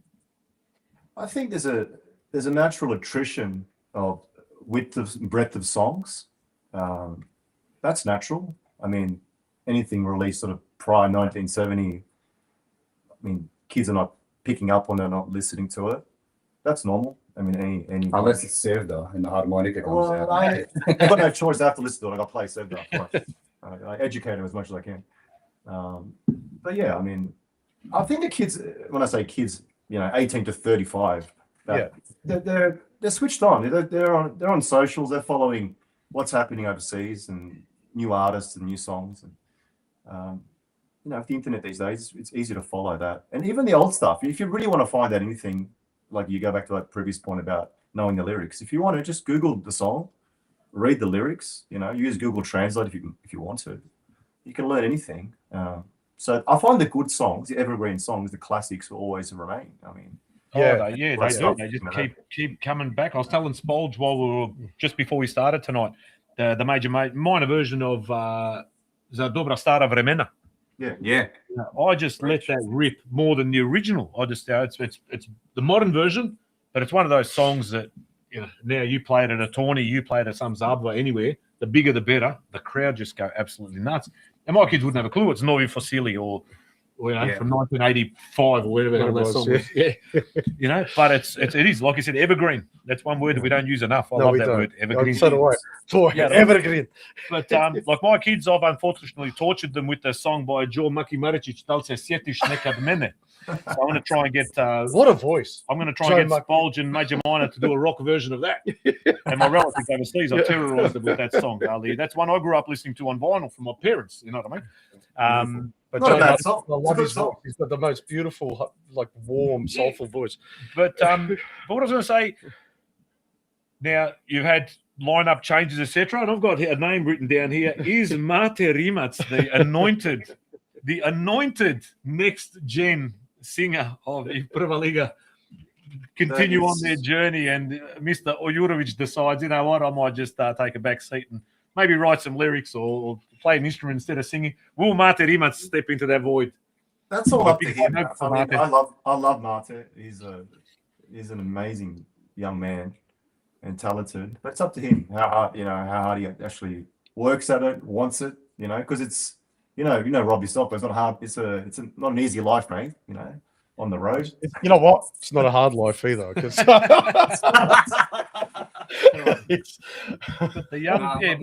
Marta's one of the few kids that we've got in the Sydney local community coming up. Very talented young kids, and he's actually just started a band with a bunch of other very talented young kids, and it's so refreshing for us to see kids wanting to play instruments, because I find, with Kumovi and cousins, a lot of them are on the gamers or the DJs or whatever. It's like everything kind of comes and goes quite quick these days. So it's great to see young musicians in the community wanting to learn, wanting to jam, and every time we do need a hand and whatnot, we love getting any of those kids that want to get up and have a go. They're more than welcome to come and join us. And they've got tamburice going. They've got multiple squeeze boxes going. They I didn't make it this year to Anzac Day up there at the Greystanes Cornhole Championships, but last year I was there. When those boys came out, it was electric. There's no lights in this park, but then you just hear the tambura, you hear the squeeze box, you hear Mate, whatever, you hear them all singing, and next level. You know what I mean? So it's fantastic. It's actually a new bunch of boys. So I'm not sure if you guys might have seen them play yet. Who are all the members of the band? Christian is on the guitar, isn't he? Ante Cambed, right, on the guitar, and his sister on drums. His sister's on the drums. So it's actually a really proper rock band. And they played the first Easter gig at King Tom only a couple of months ago, and from all the reports, they were fantastic and great kids and very dedicated and practicing a lot, jamming a lot. The band name is Diaspora. Diaspora, thank you. I've been sitting on that one for a while, but that's great. When they've got mentors like yourselves, it's fantastic, and you've included them. That's something that, who was it? Was it George Subjak, who this week retired, I believe, from the Viesnik That's right. here, who said, or was it George? Was it when we had Major Minor here, And George was talking about mentoring bands and musicians and stuff. Yeah. They asked, "Can we do a gig at the Dawn on a Sunday?" Where he always had the same band playing over and over, and then they got this little foot in the door, and from there it exploded. Same goes. Everyone needs that little bump. Everyone needs that little push, and like with you guys behind these, hopefully someone here in Melbourne and some of the other states as well can start getting some musical people together and start being that next generation. You know what I mean? Because no doubt you guys, like Major Minor, you travel. You don't just do New South Wales and some of the local, the Punch Bowl, the Concords, the King Toms. You're in Canberra, you're in Wollongong, you're in Brisbane, you're in Perth, you're in Canada. You went to Canada. You know what I mean? Now, that's the intriguing part, and that's what we've been talking about. And the one thing. Well, first of all, how did that go? I know you did that 2 years in a row. How did you guys, first and foremost, Pavliga played, was it New Year's Eve? Yes. New Year's Eve. And what city was it in? Was it Vancouver? Where was it? Vancouver. Vancouver. Pavliga from Sydney playing New Year's Eve for the Crows in Vancouver. And what a diaspora, boys. Would have been snig up to here, probably. I think I've seen some footage of you guys in a pool and it was minus 5 degrees or something. Minus 20, Pita Boga, what it is up there. How did it, first and foremost, how did Pavliga end up in Canada for a gig on New Year's Eve? Was it your wife to let us go? It was. It was a long discussion, but she allowed for 2-night sleepover in Vancouver. So we thought, let's. She was the last one that fell. So two nights. What did you do on the second night? You should have come home straight away. Šta si bio toliko dugo? Yeah. Nije bilo dosta. Yeah. But that would have been that's a huge trip. But how long was the flight itself? Yeah, thankfully, it's direct, Sydney, Vancouver, but it's still a good 15 hours. Okay, that's better than I expected. Yeah, okay. Yeah. But going over there, would you coming from humid Sydney and going over there freezing and the pimpek would have gone back into your stomach, how cold it was over there. Abdominal boys, as soon as you get off the plane and they're waiting with the rakia and, Jamison over there, that's all stress ready. No problema, više. Yeah. But what were they like? You know what I mean? We have these preconceived ideas. I've got in my head that the Canadian Crow community is very much similar to the Australian Crow community. Different to some of the other diaspora community, but we've got some similarities. Did you find that on the night or on your travels over there? Did they sort of live and breathe like we do? Unbelievable. They're very, very passionate Croatians. We had all our ideas of what they might be like, but they're hardcore. It was an electric atmosphere that night. There's definitely some similarities in terms of the larger diaspora that we could see. We were blessed to have so many people come on the night, and we could see what were their tastes in music, what sort of style of people in the diaspora were they, and there definitely were some similarities there. But an absolute standout was how intense their love and passion for even the older music was. We've got young kids at the age of 15 singing really old songs. Meho Puzic. Best. We've got couples, young couples dancing for a lot of the Zabavne that we play. It almost had this sense of Sydney 1991. Multi-generational. Multi-generational and hang on, were you in Sydney in 1991? Were you even born in 1991? Were you there? 92, he was born, actually. No comment, no comment. Sorry to cut you off. Yeah. It was born 92. But I continue on. Sorry, But it really, it was amazing to see the effort from the whole of the Croatian community in Vancouver, even coming on the night. We've played lots of New Year's Eve discos here in Sydney, across all of the clubs, even in Australia, and the turnouts are always great. But this was something like way, way next level and unexpected. And from what we could see with the relationships that we established over there, this is ongoing. This isn't just for Pavliga. This is for every band. They're often getting bands from Croatia coming every year for their New Year's Eve Zabave. Every band that comes, every Zabava they have, all of the kids are in folklore, under absolutely no exception. Every sibling is doing folklore. Lots of kids learning tambure from a very young age. It's like the other diaspora that we've seen, but just on steroids. And amazing Hrvati. There's only the one club in Vancouver, boys, and we think that kind of the one church, the one club, so it keeps the whole community very united. Geographically smaller city than Sydney and Melbourne, but that's probably another reason why. And it's an amazing club, a big club, amazing, yeah. Great facilities, and they came out well dressed. They were ready to party. Yeah, it's quite New Year's Eve's quite a formal event for them. I mean, it's sort of just after Christmas. It's freezing cold outside. Big deal. They all get dressed up, you know.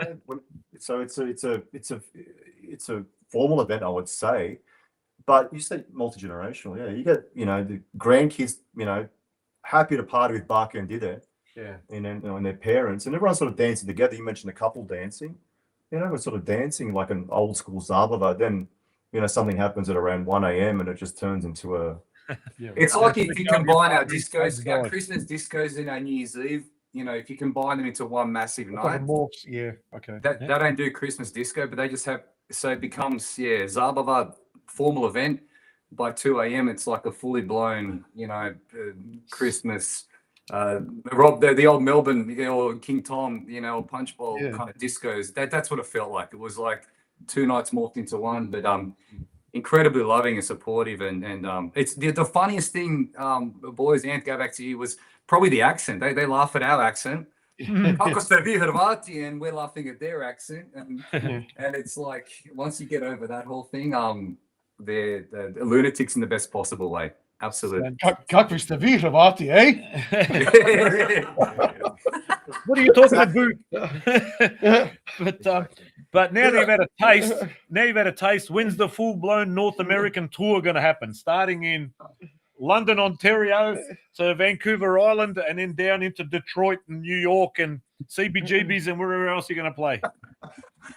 He's going back. Have you been invited back, or like, is there any plans of maybe we do a few gigs at various? I think Hamilton's currently going through a renovation or building. Is that Hamilton? It would be. I think there's a massive or new club that's been built and stuff like that. How amazing! You know, what an experience it would have been just that one. But is there any chance of going back and doing multiple? Well, yeah, it exponentially gets harder just trying to line things up.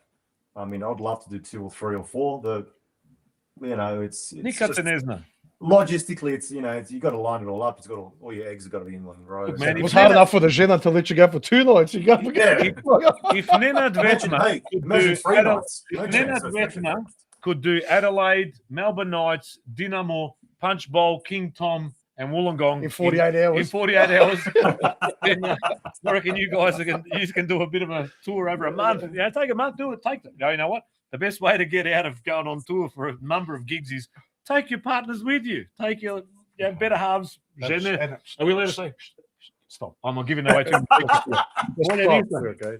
Oh, yes, we're definitely all on the same page. Mismo za. When it comes to traveling together, it's been a really great experience with the boys. I'm only a little bit younger than them, but it's amazing to see still so much fire, and it keeps my fire going for traveling wherever it may be, wherever we're called to play. It's a little bit younger. Steve was cool at your christening. It's like when Steve got married, and he's cool on our kids cool, man. You were there collecting the coins. Yeah, the little details.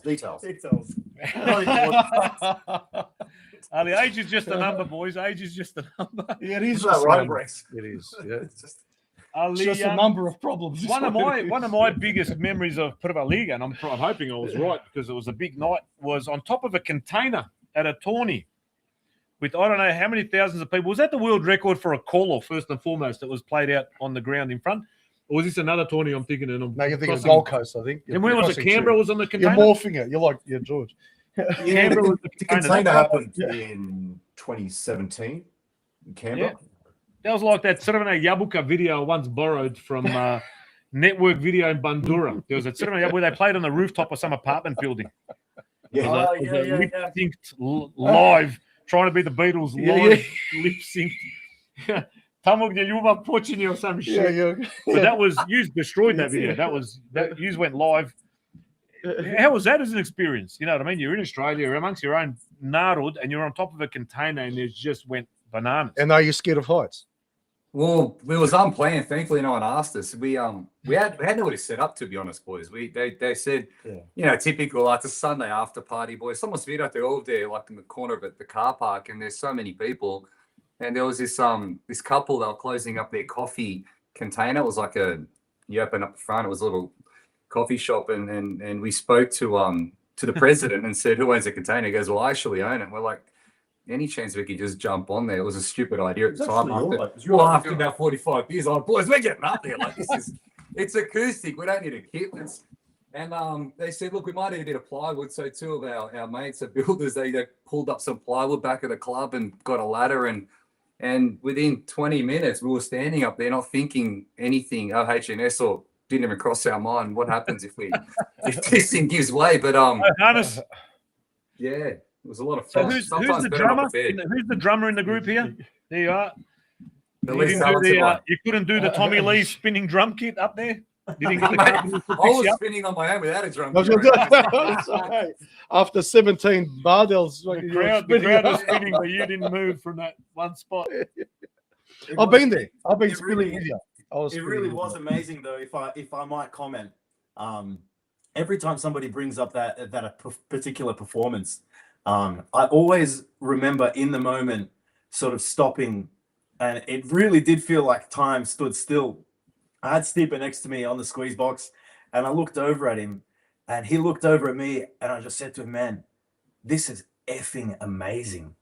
And we all just looked out to this sea of people, flares, everyone's just screaming on the top of their lungs. It was absolutely surreal experience, unlike anything we've ever seen from our communities before. Well, in Sydney, not allowed to do that. You can't have too much fun here. We got a lot of no. It happened before midnight, and there wasn't a two drink limit. No. There wasn't a 278-meter line to go get 2 drinks either. So I think that's how our set ended, because they kept throwing beers up to us. And at about 2 hours, 50 minutes, we got to stop because you're busting. You know? And the plywood started to wear a bit thin. Started putting it to cardboard. But surely for the next tourney, if you're playing, you can get some jip rockers come down from Sydney and plaster up. You know, you really are from Sydney. Yeah, jip rock. We don't call it plaster, we call it jip rock. We can get Ivan Abramovich to pour some concrete foundations. We can get Robbie Mlinart's there as well. He can do the ply. He can make some cornhole boards on the side. No problem. We'll import everything. We'll import all the labour from New South Wales. No, it's when you call the boys together, the community, they always come in strong. Under charge. No double bubble on the Sunday. That's right. Right. But other than that, also, there was, now I'm not sure, was it Pavliga or was it Marco and maybe another sort of an Ace Frehley side project? He had a song released overseas. Was that Paydashi? Paydashi. I was going to ask that Paydashi. Yeah. That was Paydashi, that's right. How'd you find that experience? That was a great experience. The timing worked out really, really well. We had finished the song, and the film clip was well underway, and I was in Croatia for my brother's wedding. So my brother Luka got married in Croatia to his gorgeous wife. That was quite an event. I saw some of those horse and carriages and things that were taking place there. That was a massive, amazing. Made the papers, I think, over there. It was action-packed, and they made sure to take advantage of the situation while they're in Crow, especially in Slavonia, and it was culture to the max. Every tiny little detail that could have been full of traditional culture, they grabbed the opportunity. So it was beautiful. It was a beautiful wedding, and the timing worked out really, really well. My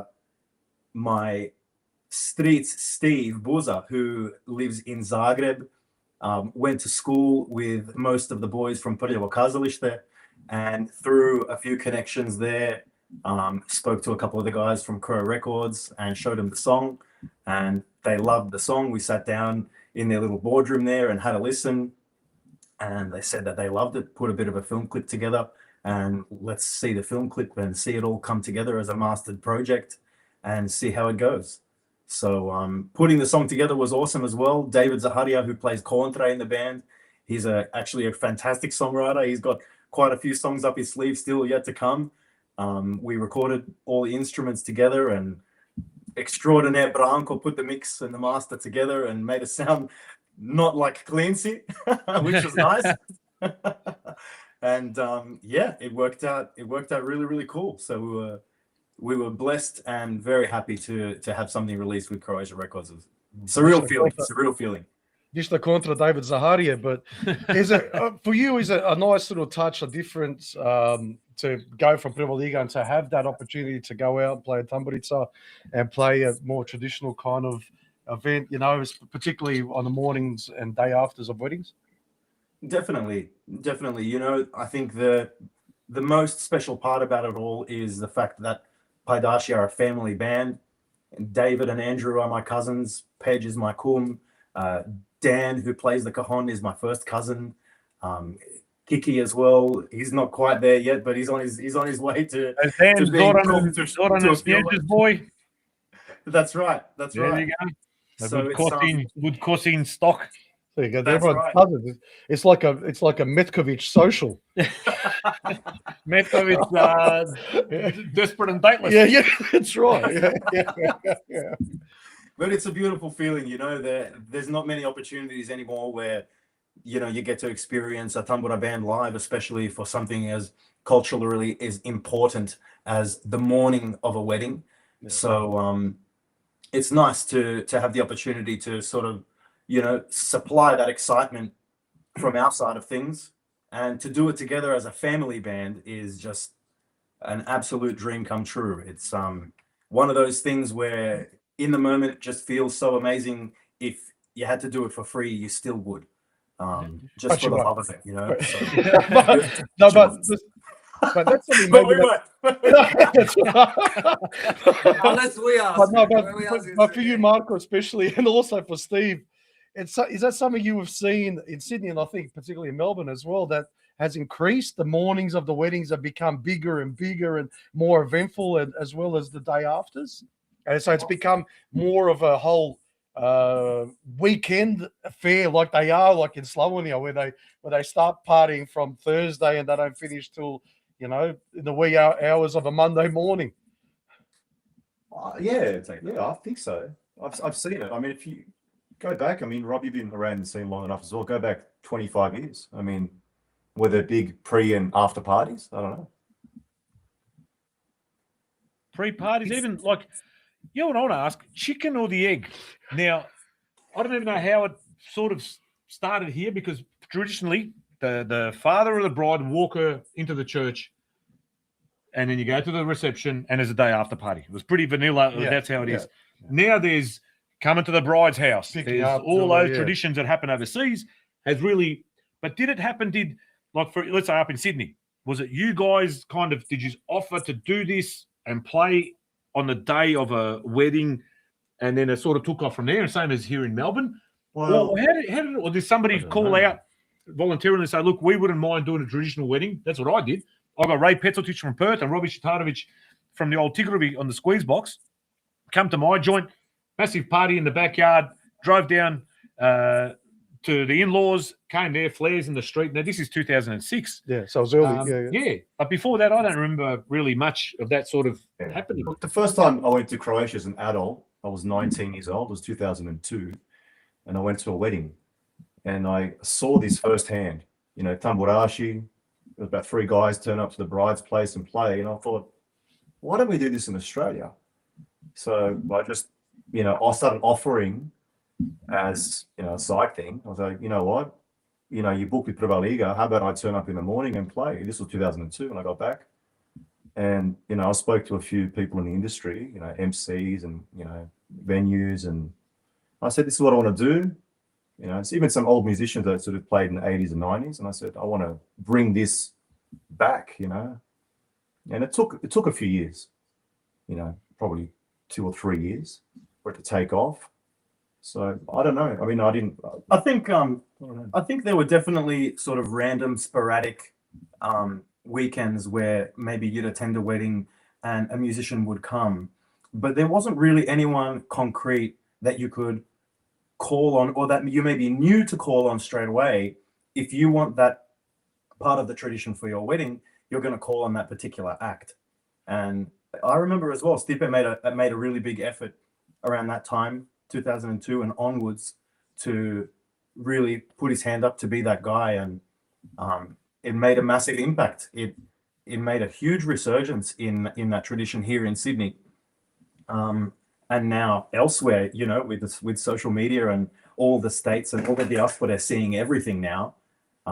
It's amazing, and we're sure that we've seen the resurgence in Melbourne as well. Absolutely. You know, before and after weddings, it's blown up big time. Even in Perth, talk about Ray, what a legend and love a guy over in Perth, great community. But it's when you get these when I say the talented guys in the band that can do things acoustically and do it off the cuff like that, as you guys have an abundance of talented guys in Melbourne, Rob, you know, with starting with you guys, being able to do that and have, I think coming through socials has been I reckon for sure has been a huge influence in that. People see the energy starting in the morning, you know, the flares come out, the party starts in the morning, and you continue right through till the Is there much of a market up there for a bloke sitting on a plywood box and banging on that? Or I've tried, boys, and what about on the big, I call it a cello that, what's his name, Pete Cardle brought to my joint that he found on Facebook Marketplace that was made in Seasuck. It was. What do you call it, bass? I don't know. Well, like, if you turn it sideways, you go cello, or you got a bass. Are you guys able to sort of get into this? Because I'm watching overseas. You know, I've got here under the house, I haven't taken out of the box, I've got a cocktail drum set. The stand-up one. Amazing. Wow. Man. I was hoping Mickey would want to set up a whole fucking studio here. But I love my cajon. Overseas, everyone my folks are from around my man's from around Zudder. I'm watching these outside the front of the church. Yeah. There's a guy on a cocktail drum kit standing out in the middle of the Trg Svete Stoshi or whatever, and he's playing the full drums standing up. And we've even seen that cocktail stand-up drum kit on wheels, where the tamburashi goes, the drummer also goes. Yeah. You just move it around. Yeah, Amazing. it's awesome. So if you're getting married soon, make sure you involve a bass player, make sure you involve a drummer, because it's not all about the squeeze box and the tambura and the singer. You know, we need a bit of love here. Share the greenbacks, man. Share the greenbacks. Nick's there saying these talented guys. They're saying like he's not talented, like on the drums. I think drummers. What do you call a guy that hangs out with musicians? A bass player. But no, Nick, go back onto a serious topic. I know you were big into this whole. I know there was a whole new investigation into the Croatian Six that started a couple of years ago. I know that you had a big hand in starting that and promoting that. How's that all traveling? And where's that at the moment? Yeah, to be honest, I can't take any of the credit. None of us came in terms of starting it and getting the word out there. We just kind of helped. We jumped on board and helped use our platform to kind of, I guess, spread the word. And it's such an incredibly powerful story. And, our parents, grandparents knew some of these guys. They were just very proud Croatians at a time when you weren't allowed to be Croatian, so to speak, in the 70s, and probably speak to your parents and grandparents about the heat a lot of people were under. If you were proud of where you came from and you wanted the truth, it wasn't, necessarily allowed to be spoken. And these guys, as we all know, clearly, set up, and it was an operation that they celebrated at the time over there pretty openly. And to think that they were able to get into the government and kind of manipulate certain things is really disheartening.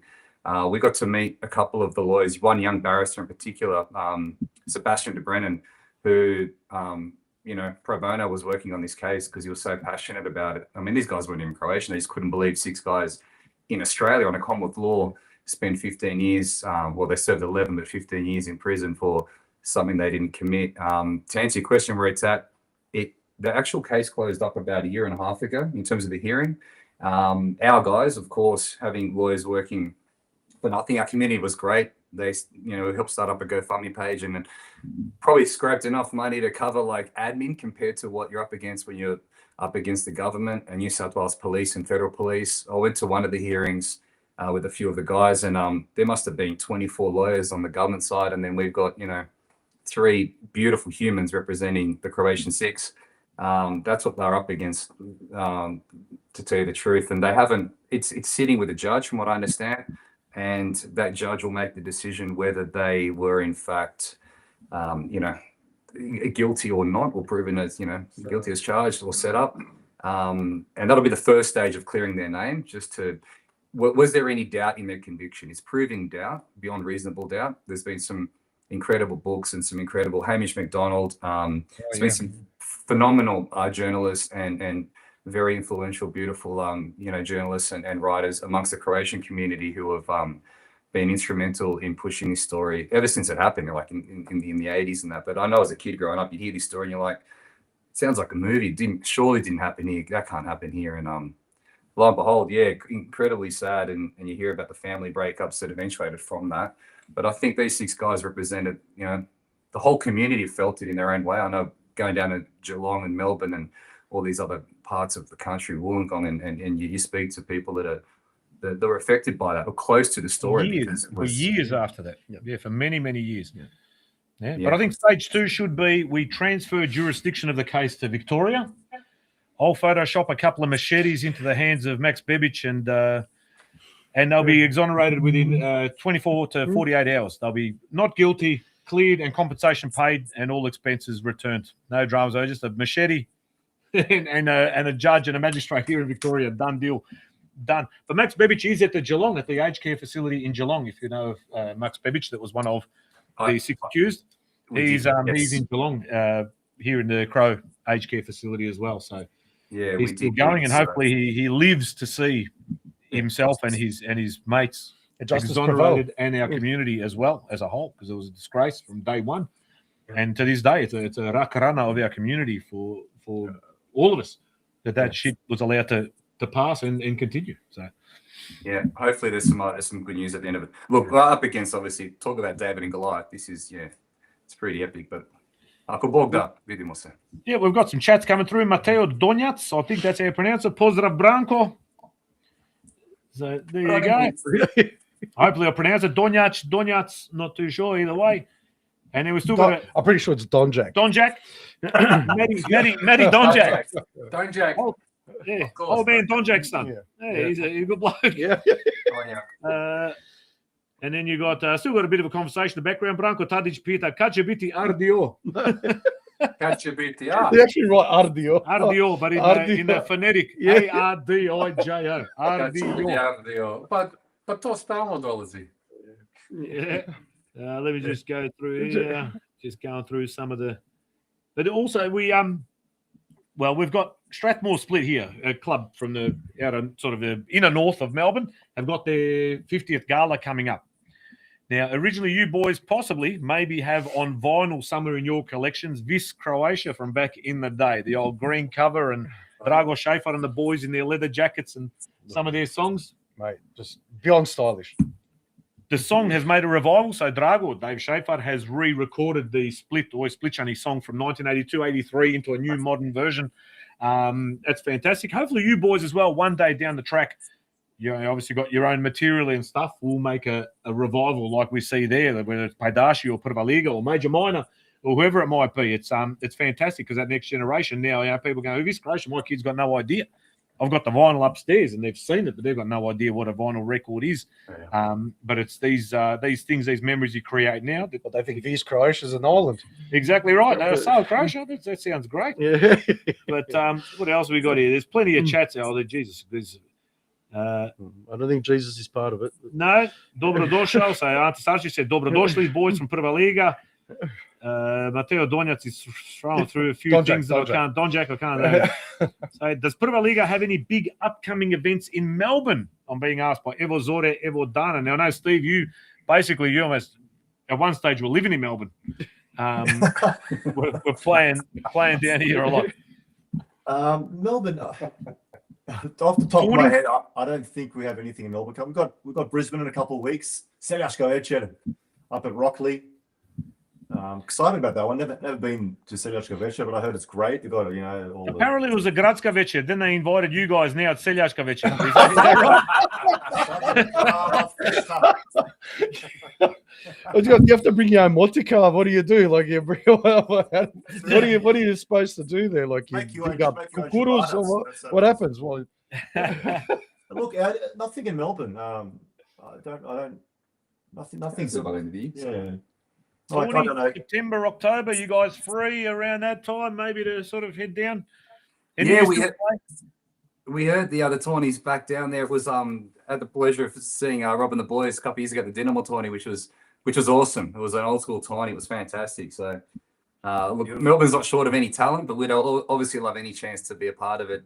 Tawny's become a real festival, not so solely about the football and what happens on the pitch or what happens off it. And I think that as musicians, we're all grateful enough to bring a lot to that festivity outside of it.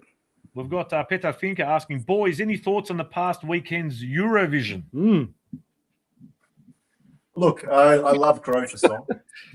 Wait, why the pause? Why the pause before? No, I love that song. I thought that intro was amazing. I mean, it's excellent representation of history. Great topic, yeah. And just beautiful. Actually, it was. Yeah. It was very un-Eurovision. So I didn't. It wasn't. It was exactly right. It wasn't Eurovision enough. The opposite. Of what? Well, there was another song that came to mind that was very un-Eurovision. That was like "Go Delta," but anyway. Well, no. But no real thoughts except very proud of Croatia's song and what it represented. Fantastic. Yeah, That's traditional. In some corners of our country, overseas, controversial. And overseas as well, in other countries outside of Crow, in that sort of region, there was some people saving a sook about it, about the meaning behind the tattoos and the whatever else you want to call it, and the lyrics and whatever else. There's also controversy about the voting this year. Croatia gave Serbia. I haven't watched any of it. I've not seen a single minute other than our song, obviously, on various clips and YouTube. But we gave them 12. They gave us 0. Yep. And then when you dug deep, I think they gave us 12 last year and we gave them 0. So it's all paybacks. It's political. It's bezveze, but it should be the best team wins. But the Bulgaria won this year. They did. Bulgaria. Bulgarska. Were they any good? I don't know. Were they gender neutral? That's a plagiarism. That's plagiarism from the Herzegovci. Is it? Yeah. The Tangalanga Gange. Okay, that's got to be a plagiarism of some description. But then we've got here. You guys are up in Sydney. We're here in Melbourne. We provide a public service. We feel at PodroomTV, right? Yep. Public servants. That's what I am. We are national. We are international. You know what I mean? People watch us from all corners of the globe. Yeah. You guys are doing a great job. Some would say Mr. Barnes, mates. That's right. Branko kaže here at 8:50 p.m. Bog, tražim ženu godinu 35 do 50 godina. Treba mi... oh, no, I cannot read that. Treba da pegla. Oh, no, okay. Treba mi vizu. No. Daću vam... Treba vizu. Daću vam kunu? I don't know. 13 kun. Something about kune, but it's not kune because it's a chur. Either way, we'll not read that. That is maybe I jumped. Maybe should have read that before you started reading it out loud. Hey, do you guys get any ads? Do you guys get any ads coming up saying prodajem guske I jaje? Just samo drvo. Ali skupa. Ne odvajamo jaja od guske. Mora ići guske I jaja sve skupa. Evo Zore says, who does Stephen reckon that is the next big upcoming band or players on the squeeze box, on the harmonica? Is there anyone out there that really is a bit of a standout? Up in Sydney at least, or even across your travel? Big question. That's a big one. I don't teach anymore. I used to teach privately, so I had at one stage many students, so I could see firsthand if there was any talent coming through. And I'm not really associated with any folklore groups at the moment. For most of my life, I was with Braća Radić, so I kind of had my finger on the pulse. Up. I'm not really sure if any youngsters, because around 10 years of age, 10 to 15 is when you kind of really pick up on that talent. Hopefully there is. Hopefully, it's nice to see the Kvesic boys giving it a good crack, though. Yeah, they're doing a great job. No. Tomislav and his brother Matija down in Melbourne, the Kvesic brothers. Absolutely. I mean, I had a conversation with them back in Geelong last year. I said, boys, this is what you need to do. I told them, you got to start singing. You'll play Vancouver one day, man. You'll be on top of a container with some plywood we found in someone's boot and plant the thousands. Yeah. Yeah, it's good to see Moraš that they- 3 they're mene taking it slušat, seriously. ja to znam. You go, Here we go. We've got FJ Holden. 1975's ZDS. Greetings from Zagreb, boys. So you've got people in Zagreb watching, sending their well wishes. Bravo, Prva Liga. So it's Diana Lautz, I believe you'd pronounce that. Oh, that's my sister-in-law. Really? Oh, there you go. Tira nepotism. That doesn't count. Paid sponsorship. Hey, sponsor, that's right. Ivica Petrović says, Meho Puzić, moj brat u tuđini, or moj brate u tuđini. Obviously, he loves that song. Karl nice. Živković asking, get the boys to sing Liko Moja for me. Liko Moja. Oof. A For cappella. Karl, I have to. For Karl Živković is an absolute legend. You want just one chorus, Karl? Need a guitar. Može one chorus. One chorus for Karl. Need a guitar, cool. We'll grab a quick guitar. Liko Guitar. Moja. Oh yeah. Malo Gemiš. Karl's a big licher. Okay. But, you know, before you start, you know what? I'm fascinated, intrigued, and I ask everybody about their surnames, their backgrounds, and that. Yes, where we'll the go folks- starting from left to right. I'm a total- Where are you boys, or the folks, or families, names, etc.? Where are you from back home? So where is the Vanuatu, Urovićes, etc.? What's the background of where you guys are from overseas? Start. Yeah, there you go. We'll start here. Nicholas Andrić. Andrić is a name from Korčula, Blato Korčula. My dad's from. My mum is Herzegovka, but born in Slavonia. So a big mix, big So what range. part of Herzegovina and where was she born in Slavonia? Grandparents, Turija, right up Konjic, Turija, and she was born in a place called Bošnjaci, which is a little selo up near Županje in Slavonia. There you go. And they live in- Vukovara. And they Nema live in, nič yes, tamo. yeah. I'll And they live in make Split sure- pretty much half of the year, so they picked a I'll be central asking location about and Turija. yeah, from there. First thing tomorrow morning, this neighborhood that Yeah, I yeah, live in, where yeah, this that's- podrum is based, is basically lives basically in- yeah. Konjic exiles. The whole half of Konjic live Exiles. within 200 meters of me throwing an apple from my backyard over my roof. Yes, this suburb here is Egypt. Well, Egypt was to the Israelites. This is To the people of Konjic. to the people of Konjic. Yeah, exactly. Beautiful, beautiful. Cheers to that. That's awesome. Great to hear. Steve, Tivanovac is Slavonia. Dida from dad's father obviously was that's what the surname comes from. Šokac, pravi Šokac, Slavonia.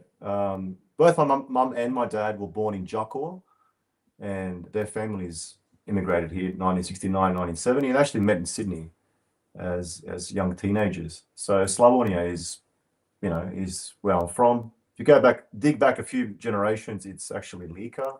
Both my Barker, have those big roots in Lika. And so if you go, Valpovo has the most, biggest concentration of Tivanovci in There you go. Croatia. So it's Not always, far from my mum's where she's from too, so not too far. yeah. Urovići, Yep. Well, Urovići actually have very similar korijeni to the Tivanovaci. We're very close in Slavonia in a little selo called Trnava Cabunska. So we've been there for a couple of generations now. My dida and pradeda were there. And that's very close to, a lot of people know the grad Virovitica, about 20 minutes drive from Virovitica. My mum is a Međimurka, but she was born in Slovenia. They spent about a year in Slovenia and they moved to Međimurje, and she's a Međimurka. But also Ojurovići have the deep korijeni in Lika. So past my pradeda was all Lika, and then they moved up to Slavonia. Sounds familiar. So yeah, very familiar. I think everybody in Slavonia came from somewhere else anyway. yeah. But it's- exactly. that's a plus, Lika and Bukovica, Dejan, Ravni Kotari, and that whole, and Herzegovina and Bosna, there is 3/4 of Slavonia, I think, has been populated Yeah. by Crows And that's from down there. And that's how Ikavica even came into Slavonia as well. But you talk about Slovenia, that's basically Zagorje anyway. Norikum, as we call it. To je to. To je sve isto. And Hey, Branko, Branko. Branimir Pezo, miješano meso. Tata Zagreb, mama Livno, Bosna. Wow. That's a Really contentious Bobranko. issue there. Ja sam Travničan. Roger. You were born in Travnik. Yeah, Avi. Yeah, I'm the real deal. But Uncle's the only one in the band Any born relation? abroad. Any relation? Is it Vesna Pezel, the Crow singer? Was she from? She from Travnik. Oh, I don't know where she was from, but Vesna Pezel. Who else was from Travnik? Collanders were from Travnik, I think. They were. There's not too many Pezels around. It's just not a popular name. There's probably more Pezels in Italy, but with a double Z. I found out, and even that's not a popular name in Italy. So, but no, I actually got here in 1970, way before all of these guys were born. So I was just about that big when I came here with mum and dad. They couldn't speak a word of English. They had 2 kids. And we just decided to sort of come here and just give it a go and, probably go back in a year or 2. And then a year or 2 became 2 or 3. Then 2 or 3 became 5. Then after 5 years, they just decided not to go back. So we stayed ever since. Well, there you go. You got citizenship yet? He's still under observation. They're still a permanent resident. Yeah, no, that happened ages ago. That all happened. We did the right thing a long, long time ago. Yeah, but look, you've obviously been to Vancouver. You've travelled. Marco's been to your brother's wedding overseas. Do you get back often? Do you, how does that work with all your commitments, your gigs and stuff? How do you, like, I ask Bulge often. I had a couple of tickets to the World Cup, Croatia, England, come up for sale, available from a bloke from Why the fuck do you want to bring this up? And I go to Spolge, because no one else, I'm asking a few people. I'll ask the people upstairs. I go, do you want to come? Nah. I go, Spolge, do you want to go? I've got 2 tickets, Crow, England, Dallas, fucking wherever it is, 18th of June. Wow. He goes, I'm in. He goes, 18th of June. Hang on a sec. He's got the Hrvatska Zora Youth Zab on the 19th of June. He's got the split 50th anniversary on the 13th of June. He goes, if I get the red eye from fucking East Texas on the Virgin, just go. Do it. He goes, I can still make it back for the Hrvatska Zora Zabava like halfway through. How do you guys juggle? How do you juggle all this stuff? Your personal, obviously, family commitments, gigs, and then travel in between and stuff. How do you do it? I can answer that one. I'll get really close. You see the eye bags? That's how we do it. A lot of late night flights and yeah, I get it right there. Look, it's a commitment, but we love what we do, and our families accept us, and they love. Very understanding. Yeah, I mean, they love what we do, and you know what goes around comes around. But it's a definite commitment. So, but it comes out of love and passion. So, it's not the hardest thing that we can do. Let's put it that way. There are harder things in life to do. We do find the time. It does take definitely a lot of, conversations and pre-preparation, sometimes even more than a year and a half in advance. If it looks like there could be an opportunity that one or more of us are going to go overseas, then yeah, there are things you've got to take into consideration and put in place before, taking on 6 weeks worth of gigs and letting down 6 weeks worth of people. So who runs the calendar? Who's the logistics Excel spreadsheet king? There you go. Someone's got to do it.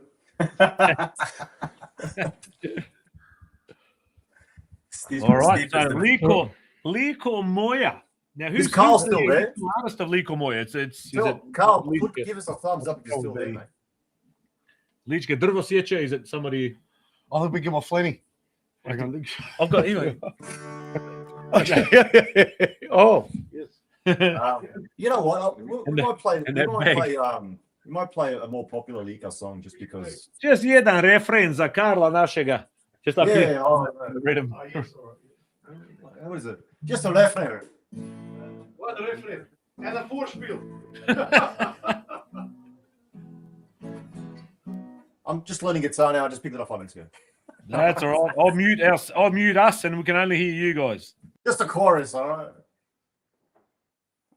Uvijek si mi draga kao majka djetetu, liko moja, najljepša na svijetu. Uvijek si mi draga kao majka djetetu, liko moja, najljepša na svijetu. Hey, bravo, dečki. There Thank you you very go. much. Karl Živković, there's one lička for you, brother. Nema problema. As you can see, Prva Liga always top notch. Even when you got the squeeze box player on guitar, you got the drummer banging on it, whatever he's got there. The bass player doing the old fingers. Ne može bolje. Ne može bolje. Here we go. Irene Ojurović, another one of our paid sponsors for this season. Bog Mama, nam here you go. drage dečke iz Prve lige. There you go.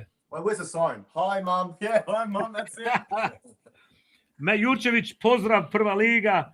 Zoran Ojajsa, Zoran Jurović, bravo, dečki. And what was the name of the band of pokojni tata and the boys that played Braća back i in čača, wasn't it? Braća i Chacha, that's it. Braća Vidiš i kako ja čača. sve znam, ja to sve. Ti sve pamtiš.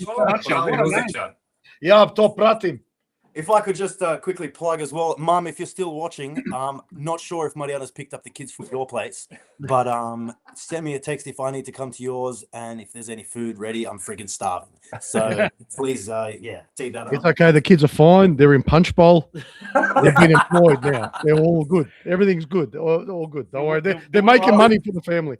They're actually dancing tonight, Monday night, folklore. They are actually our punch bowl. They're They make it Concord. back to the Concord. That's awesome. Vjernik Martis, lijepi pozdrav, dečki. Toma Kovač, there you go, Toma. Our boy, Sydney boy living in Crow. Pozdrav iz Svete Nedlje od obitelji Kovač. So there you go, from the Kovači. The Beautiful. huge Veliki Kovač pozdrav from family. Sydney, whole Kovač family. We love you guys and we miss you guys. They have increased the demographica slika of Sveta Nedjelja by double, I believe, by moving there. Yes. Was an amazing performance by Lelek, Rob's Bottle says. There you go, exactly right. There was a great performance. Adam Grabovac, you love Adam. Branko Hey, Mark, legend, Steve and Nick legend. are all legends. Love that. There you go. Samo Drvo Kvesić are kings, according to Robbie's Borrell. DJ Takac, I believe Prva Liga will be at Croctober. Is that something that I shouldn't have said or should have said? But Prva Liga may well be at Croctoberfest this year, which is, anyone know what the date is for that? Usually the first week, It's second week of October. Definitely the End of 17th of October, and we'll definitely be there. There you go. We'd be honored to come down. Be honored to come. That's We'd be right. honored. It's People not are loving concrete the whole- yet. It's not concrete. The 17th of October is not concrete. The Đakovo and the Valpovo, that people are loving. Some of the places that you have mentioned as well. And we've got Mario Chavar, here you go, for the people from Konjic, saying that the place, and I'm not allowed to really mention the suburb that the Podrum is in, but No, the it's place that not. we are in is a principality of Konjic. It's apparently in exile. Oh, like a sister city. It is, sister city. Like the city of Cockburn in That's right. Perth. Exactly. City, right. it's the city of Split, isn't it? There's other people saying from Lika, Kordun came to Slavonia, like many of our ancestors and our relatives. Petar Finka, the beautiful town of Mud, Blato. My mum was from there. There you go. Đakovo, Lega, Ivan Jelicic, Šokac saying Đakovo, Lega. Mariano Jurović saying Marco's cute. Is he single? Well, thanks to you. Thanks to you. No, he's not. Well, if he hasn't picked up the kids yet, he's going to be fucking single tonight. I'm just going to say thanks to you. No, he's not single, and thanks to you, he can't leave the country for more than 2 days. My God, I bet you spend more time in Melbourne at Croctoberfest than you did in Vancouver. That's an outrage. Mile Živković, pozdrav from HKD Bosna, Sydney. Prva Liga are the kings of Bosna clubs. A dom spremni from Mile Živković and the Love boys. you, Mile. And Karl Živković giving you the big thumbs up for the refrain that you ripped out before. Lička kapa do poda, hvala momci. Vjernik Martis, ako može stara pjesma a cappella Oj livado rosna travo. Song request from Hercegovac Martić, živjeli dečki. That's my old man's favorite song, to be honest. Same. Oh, His absolute favorite. Yeah, 100%. Do a cappella. Yeah, hit a chord, Branks. Hit a chord. You have hit, you boys. I think you boys have well and truly hit a chord with our audiences this evening. So Just give me a. Yeah, try so F or C. Maybe a C. Vidi ga prvi put na gitaru, neće sad stav. All right, we gotta do it. Look at the talent.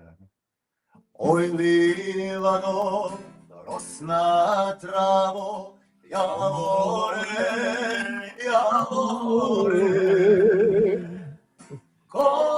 po tebi čuva stado, zlato je. Koji po tebi čuva stado, zlato je. Well, there you go. There you go. Vjernik Martis, Mr. Martic, Oi Livado, and my dad will watch the replay of this Beautiful. tomorrow because he's been in bed for the last 3 hours, but they will absolutely love that. They reminded me of when Stevie Wonder went to China, and he was playing in China, and someone from the crowd said, "Can you play a jazz chord?" And he starts going. He goes, "How does this guy know I'm into jazz music?" He starts playing this jazz thing in an E minor scale. He's going for 10 minutes. The crowd erupts, and it goes, "Play a jazz chord." He goes, "What did I just do for 10 minutes?" Then he starts going into another little jazz, and the band comes in, little jazz fusion thing. And he goes, "No." He goes, "What do you want from me?" He goes, "I've just played jazz for 25 minutes for you." He goes, "I just called to say I love you." Oh, I love it. That is shocking. That's a good one. That's so bad. It's Yeah, not. no. That is, I love it. I saw this that is joke so on his horrible, it's good. I love it. That's like, did I tell you, boys? Sorry, I don't want to really go into too much personal detail about my life, but I went to the doctors. I went to the doctors recently. Yes. And the doctor was a lovely Asian doctor. He's only recently came here from Hong Kong. He was persecuted by the communist regime, like many of our ancestors were. And I go, Dr. Wang. Yeah.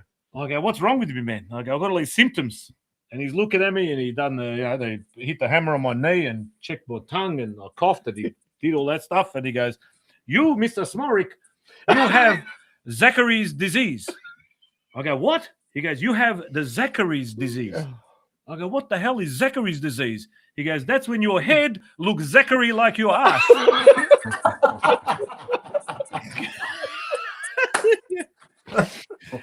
Ali Zoran Ujurovic says, "Zlatne strune" is the answer. Guys, that late brother Stephen I and Josip Jutriša were in.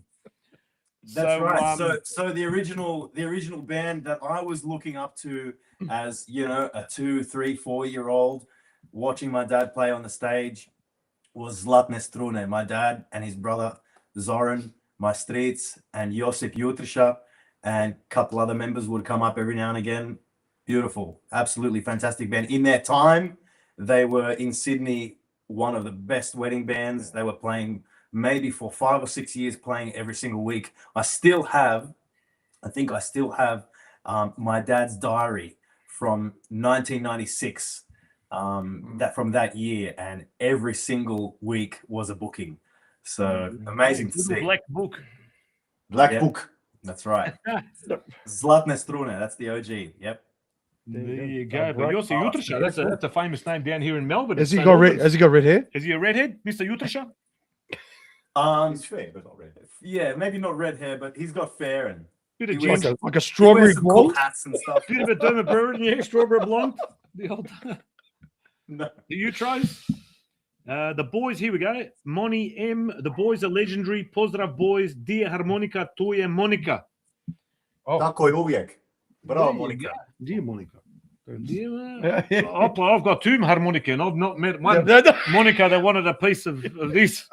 Look at this. You know, with the hat, with the bag. Oh, yeah, boy. Yeah. Ko ne bi to ti. Karl Živković got goosebumps. What a song, Oi Livado.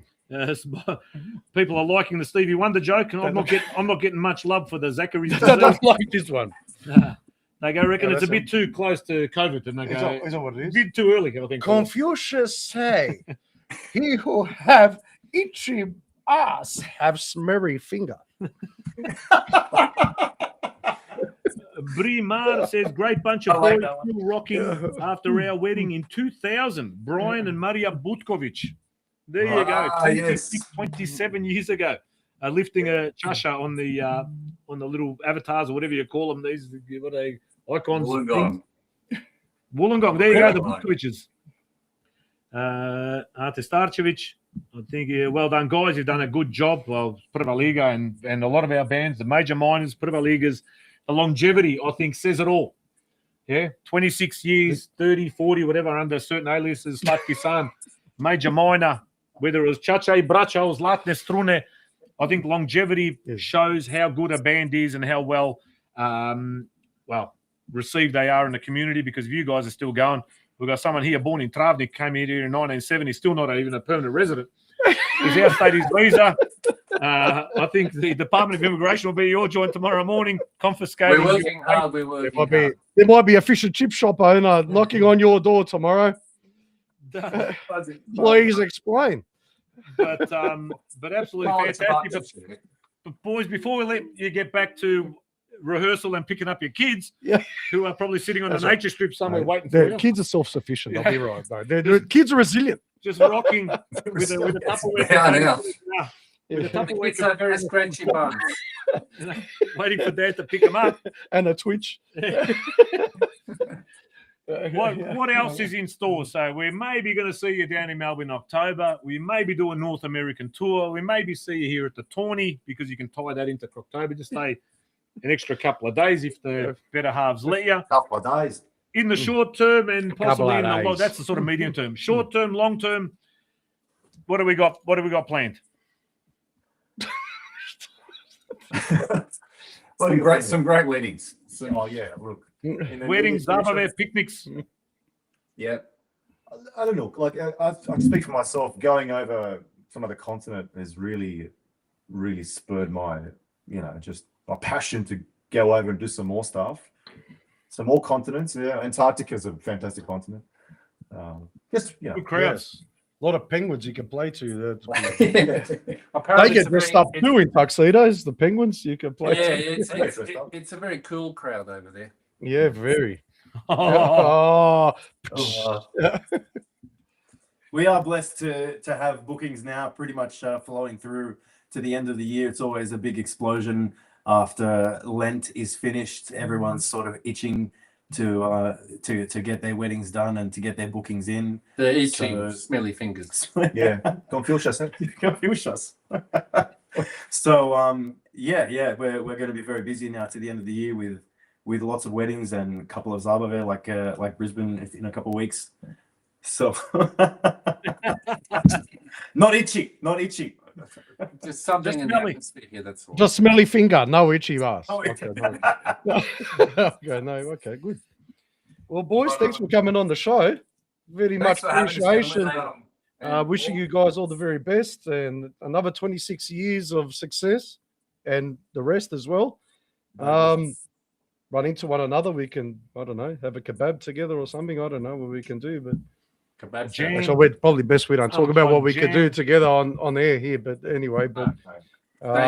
Hey, we're big fans of PodroomTV. You guys are absolutely friggin' natural for so you guys are the ones. You're the guys watching. All right, thank you. We thank you from the bottom of our hearts. People watching. You know who you are. No, Mariana says kids are asleep. Mark, I'll have a sourdough sandwich ready for you. Done deal. Love that. To je prava žena, jeste videli sada? To je prava stvar. Love you, That's the shot. Ja, gladan i we'll do a Macca's run spot. Yeah. Macca's run or kekse when you get home. Kekse. But Dechki, thanks so much. We hope to see you again in the near future, at least down here in Melbourne or when we're up in Sydney. And the community absolutely loves what you're doing. You're huge. Everywhere you come, the vibe is massive. Not only here, but obviously now overseas in Vancouver for New Year's Eve. What a buzz that would have been for you guys, but no doubt would have been for the people that were there to come and to that Zabav as well. You would have put on a show that no doubt was absolutely fantastic. Falava Nay Lipsha for everything you do for our community. Thanks for joining us on the show. The feedback it's coming through. These chat things are popping up all night. Absolutely fantastic. The Narod love you from the East Coast over to the West Coast, no doubt. You'll be in Brisbane soon. Spolge. Mate, lovely to catch up with you always. We always have a laugh every time we have a chat. There's a few people watching us this time, like other times, but wish you guys, like I said, all the very best. Every success. Keep going. Neka vas dragi Bog blagoslovi, and we'll catch you soon. Hvala, dečki. Thank you. Love you guys. Dečki, vidimo se soon. Vidimo se brzo. There you got it. There you go, Spolge. That was, you know what that was? That was 6 amazing musicians It was. in one interview. It was. It was incredible. In one interview. It 6 was. amazing sets. It 4 was, in yeah. Sydney. Outstanding. Outstanding. And 2 here in Melbourne. Yeah. That have just pretty much reached the pinnacle of their industry. Okay. Yes, that's right. I wasn't sure if you had too many Palinko answers and you were seeing more than 4. But anyway, but Possibly. I saw a 5th member in the back there somewhere. I know he ran past. There's none there, so. I would have been one of the kids looking for a pound. Yeah, looking for a sourdough sandwich. But you know what I mean. The feed, the chat is probably the most, I reckon, chat activity we've had in ever. Keep it up, guys. Pozdrav momci from Perth, from Danny Vujicic. You know what I mean? You're still coming. Hello again. This is Denis Knežević. Hello again. This is from my wife. Former Strathmore split player Andrija Curevic, who lives in Croatia, is playing cricket for Croatia. They are currently qualifying in Cyprus for the upcoming World Cup in 2028, and I believe that's 2020. Support them and get behind the team. Hrvatski Kriket Savez. P.S. I hate cricket, from Dennis. Nema veze, but I did see Andrija's name pop up. I saw something came across my feed, T20. The team has been put together and they are trying to qualify for the World Cup. So could you imagine that? A Crow team at the T20 World Cup with Crows from Australia in that team playing, throwing googlies and Yorkers down.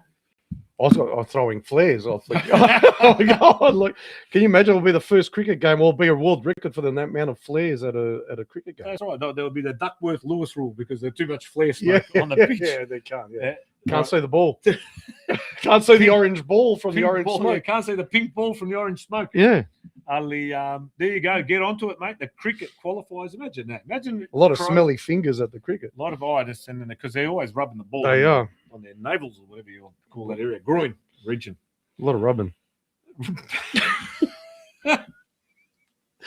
But I think we. Yeah, but you know what? We'll talk about soccer before with that Sydney. You know what? We haven't talked about Sydney United. We haven't talked about Sydney United enough. Sydney United are flying, absolutely flying. On top, equal points with Marconi. Okay, they've had a little bit of a hiccup in the last few weeks. But if you're going to have a hiccup, this is the time to have it, I think, from Sydney United's point of view. But even that, they lost. Who'd they play last at home and they lost, I think. But the festa afterwards was like they incredible, won. yeah. You know what I mean? At King Tom. There was people singing, dancing, going, what was the score? They go, Sydney United lost. Doesn't matter.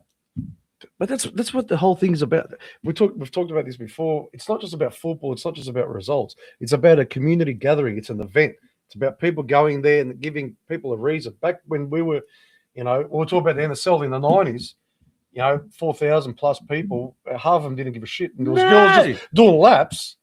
I don't think this generation will be happy doing laps. So they've got to have something else to do. Every day of the week, I'll sign up to that. There was people there. Probably 3/4 of the people didn't even like soccer. No. Some of them were forced to go by their parents, especially in the old days at Olympic Park and wherever else.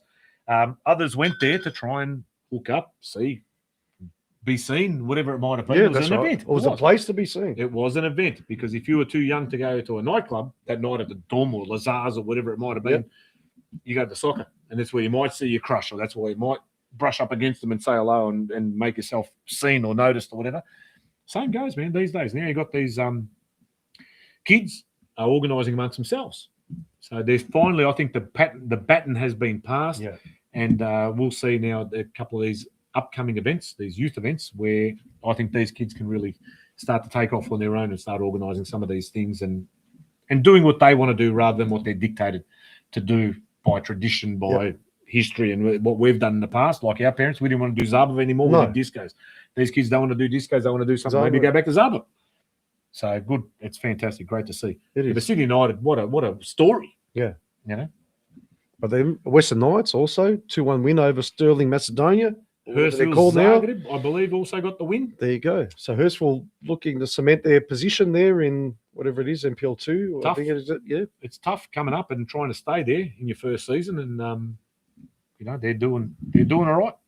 There you go. I did send you some ads as well. There was an ad for an olive thing. If you can have a look at that, I sent it to Messenger, to your Messenger anyway. Messenger, you reckon? Which came from Radelaide. But there was also some other type. We're talking about the Knights, so we got this one. So all members of our wider Croatian football community are invited to Tomset Stadium, home of Melbourne Knights, this Sunday, the 24th of May, for some old school Croatian derby action from 10:30 a.m. There you go. You can watch our under-20s, followed by our under-23s at 12:30 p.m. The main event will be kicking off at 3 p.m., where our seniors will be facing North Geelong Warriors. Enjoy food, drink, and plenty of activities for the kids, including jumping castles. There you go. As an extra special treat, we are also proud to be presenting 18 of our famous 95 to 96 championship team. They're going to be attending. There you go. So we invite all of you along for Sunday, an action-packed family event at the Melbourne Knights FC. So 18 from that very special squad, or those two squads, 95, 96, 18 of them. That's a decent effort to get 18. 18 is huge. Together in When was the last time you had 18 ex-Knights players in a game? Really? It's been quite a while. No. I wonder who's going to be there, but I know Theo was there not long ago. He wasn't part of that team. Anyway. So just who kind of wound up as it was. No, he wasn't part of those two squads, but I mean, okay, Tommy, maybe the two Pavliga brothers. I would imagine they might be there. I don't know. We're just sort of speculating at the moment. Yeah, like who's going to be there. Right. But 18 of them, that's pretty good. Plenty. Some people are saying that this is the pinnacle of Podrum. Have we peaked, Spolls? Have we peaked too early? No. In season 2? No, we haven't. No peaking? No peaking. That's like there was a, I'll tell you about Bandura, growing up in Bandura. There was a Chinese restaurant. Chinese restaurant in Bandura. Was it a restaurant? In the 80s. It was. It's still there. Still kicking. And I remember a bloke, I remember, this is grade 3, I heard this joke. Yeah. Justin Parks was his name. Yes. Yes. Justin Parks told me this joke in grade 3. He went over to his Chinese restaurant, right? And he was looking in the window. He looked leather. And the old Chinese guy that was Chinese restaurants in the old days, or can we say Chinese restaurant, Asian restaurant? Can we say old days? Can we say days? Yeah. They had like a guy, it was a concierge. Like now when you walk into a pub and you wait to be seated, there was someone at the counter, and he was usually the bloke that would flog the waiters that were illegal and not on visas or permanent residency, just hammer them or whatever. And this kid, Justin Parks, is looking in the window, and this elderly Asian man comes out the door and he goes, "What are you doing here? Why you come here for?" And Justin Parks goes to him, "Hey, man, I'm just peeking in." The restaurant was called the Peking Inn. Yeah, mate. That's a true story. It was Justin Parks these days. Is he? I don't know. Is he peaking as a human being? Is he? Did he peak that day? I think he peaked in that joke. I think I peaked in that joke. What have we got here? Check it. So we'll talk about, okay, well, while you're looking for that, going back to soccer, Sydney United doing very well. Western Knights had a great win at home. And I think they had DJ KT also there. KT, who I once called King Tom. It's Krishmir Turkish, is that right? Yeah, Krish Turkish, that's right, who came from Sydney and entertained the masses. Well, 50 of them.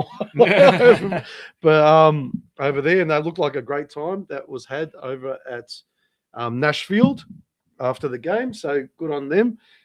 Also, we're talking about the Crow division as well. Said Segastar was probably coming up. Other teams are probably going down. Dragovoljac. Is there? Well, they're there in the bottom 3. No one wants to see Dragovoljac go down. So hopefully they get a win on the weekend. And they're together with Croatia, Zmijavci and Jarun. They're in the bottom 3. So I don't know. Let's see what happens there. But not sure if anything's coming up. If it's not, there's an olive harvest. I can probably do it. That's one that I couldn't find on my. That's all right. So I got one from Leo Torla from the Croatian Sports Centre in Radelaide. Olive harvest calling volunteers Saturday the 30th of May, which is that this? No, not this Saturday, but Saturday week. Saturday 30th of May from 8 a.m. till 1:30 p.m. and Sunday the 31st of May, 8 a.m. till 1:30 p.m. Food and refreshments provided, pig and lamb on the spit for lunch. For inquiries or registration, contact Mitar on 0421 720 085 0421 720 085. You can call Mitad. And so that's where they get, I think they got 100 plus olive trees there at the sports center. Oh, yes. And then they gather those and they make this famous olive oil, which they brand with the Croatian Sports Center logo and sell that to the very few that are lucky to purchase that. There you go. Because what's that? The 18th, 20. We'll put up the flyer next week as well. So I've just got it. It just came through now. That's all right. Not sure if it's the reception we've got here, which No, is all good. It it's doesn't not matter. connected uživo, but There's a beautiful photo of olives on there. it is. We love our olives. We do like our olives. There you go. You know what? I had a donut on Thursday. No, it's Is this a serious story? no, it's a serious All right, story. you had a donut? I had a homemade donut, but I go, this thing's sensational. I had no jam, no anything. But you know what the secret was? It was cooked in lard. That's the So difference. It was cooked in the shade. Is that what you're saying? It was in the lard, yes. Yeah. But you know what? It was cooked in other, and then so it had that. You know what it tastes? It reminded me of what hot apple pies used to taste like back 40 years ago at McDonald's because it was cooked in tallow. Mast. Well, they had that beef tallow, yeah. But it was the same sort of thing, and I go, oh my god, this. I knew it wasn't cooked in seed oils. Thanks, Luch. I'm not going to poison myself. Only natural foods for me. Mast. So, tell us some of your secrets. Have you ever cooked krofne or whatever in mast? Or I remember my Which mum one? making the tiesto, then putting it with the kirpa over the top, obviously a linen kirpa, yes, and then putting it in the ducted heating so it'll rise quicker, and then kidash those little bits and drop mintarulja and whatever lard or whatever you used in those days. Pita boga, I can't remember what oil was being used at the time. But we'll talk about, you know what, speaking of donuts as well, and speaking of Marko Bulic, we'll talk about Marko Bulic early on in the program. His uncle used to have a van that he used to sell hot jam donuts and hot dogs and stuff like that. And he was a good friend of my dad's. But he used to live in the Collingwood Flats. So he was a Sama still, like he would, he sort of divorcee, he lived by himself. But he needed somewhere to store. So he used to store all his shed and all this flour in our garage.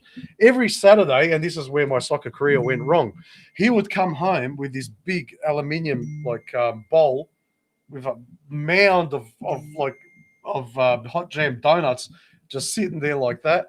And I would have about, 10 of them every Saturday. They were still warm, like they were incredible. Oh. So incredible. And I'm pretty sure he cooked it in tallow. But was it an old wives' tale where my mum would make a collage, bake a whole tray of whatever it was, those half white, half brown cakes or whatever. Don't eat it, dok je vruće. You got to wait till it cools down. You'll get sick if you eat it when it's hot. Which cakes? Any cakes that came out of the other than sharp. Anything that came out of the oven, you'd cut it up and there's steam coming out of the middle. Nemo, so check out this all idea. Well, it's even bread. You can't have bread straight put away. the icing sugar on and that, and you have to wait till it cool down, but you're hanging. And you get that corner piece that's in that pan, and that crunchy corner bit that's vruće, and they're telling you you're going to crepat if you eat that, basically. Was that an old wives' tale? Was anyone else told I don't that know. story? Well, I think you know what, because it's got growing, like you've got like germ or whatever it is, yeast. What is it? Germa. Glassats, whatever it's called. These depends what part of Croatia. Maybe some gershel.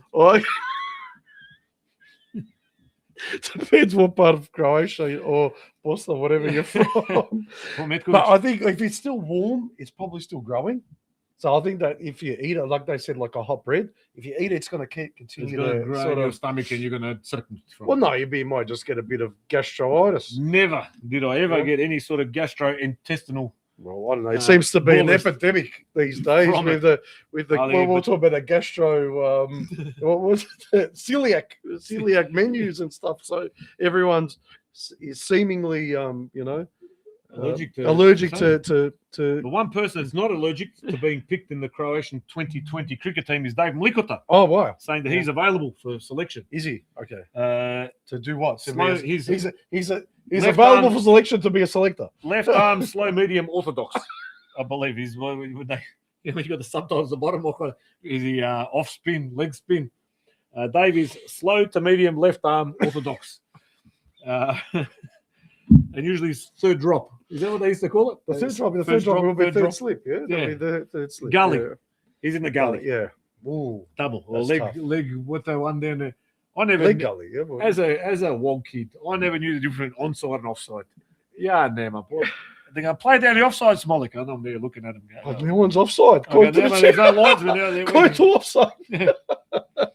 Tony Gurkic asking, is there any movement or any news on the AFL team of the century for Crows that we talked about with Budo here once upon a time? I don't know. I've not heard anything. No, I'll speak to Budo. I know he's had his hands full with a lot of different things at the moment. Next time we catch up, we'll ask him the question and see how he goes. The Croatian World Cup squad has just been released. Really? Ooh, is that the? Well, that's right. Yeah, that's right. That was another one. Oh. Yeah, we're going to look for this one. So we're going to see now. Is Segičić in there? Croatia. I thought he was talking about the cricket. Okay, let's go have a look at how many of these fine young Bangladeshi and Nepalese local arrivals in the Crows in Zagreb have been picked in the team. Well, I think one of them might have been in the team, but he's now in hospital because he got beat up by a girl. I think that happened a few days ago there in Rhonda Zagreb. Rasic was her name. Was it Rhonda Rasic? Rhonda Rasic. What did they call it? I thought it was Ivana Mejmurka or something they called it. Croatia announces World Cup squad for 2026. This is coming from a website, Spolge. Remember I said to you I've got a slide here that sort of made me upset during the week. It was on Croatia Week, this particular article. Yeah. But we'll go to Croatia Week. It's the first one that's come up on Google. May 18. They have announced, who has been announced? Goalkeepers. Dominik Livakovic, Dominik Kotarski, and Ivor Pandur. Well, Ivor just stuffs up the whole linear. Also known as Ivar the Boneless. Defenders. And then I actually watched the Vikings. What a good series that was. Great series. Based on Crows. Because, Crows are Goths, Ostrogoths. That's right. And they're from Gotland. Visigoths. Jarl Borg, he was from Gotland. He was one of our distant ancestors. Yes. Joško defenders. Joško Gvardiol, Duje Čaleta Car, Josip Šutalo, Josip Stanišić, Marin Pongračić, Martin Erlić, and Luka Vušković has got selected. Mate, which is fantastic. That's a pretty solid backline. Midfielders, Luka Modric, Mateo Kovacic. Who's Luka? Has he played before? Oh, he's, I think, debuting. He's debuting his 200th game. Yep.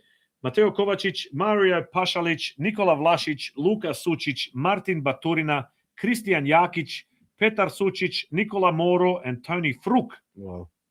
Attackers, Ivan Perišić, Andrej Kramarić, Ante Budimir, Marko Pašalić, Petar Musa, Igor Matanović. Standby. Let me have a look at standby. Yeah, this is a big one actually. It is a big one.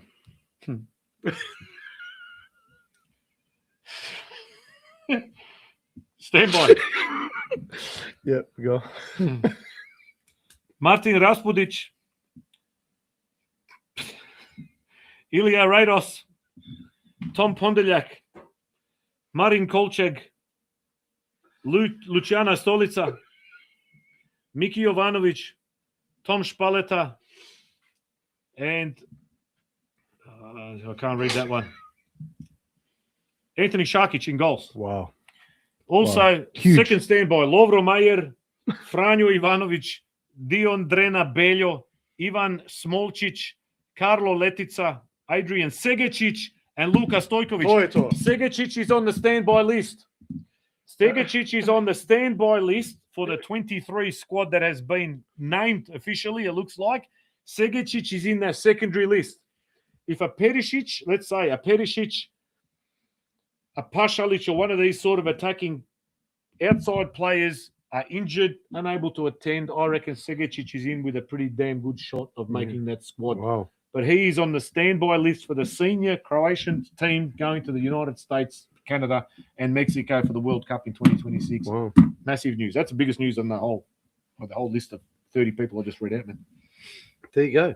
And so talking about Beljo too, who's there on the standby list, 31 goals. So what was the record with Eduardo da Silva? I think it was 32 goals, was it, in the season? He did score. I'm not sure.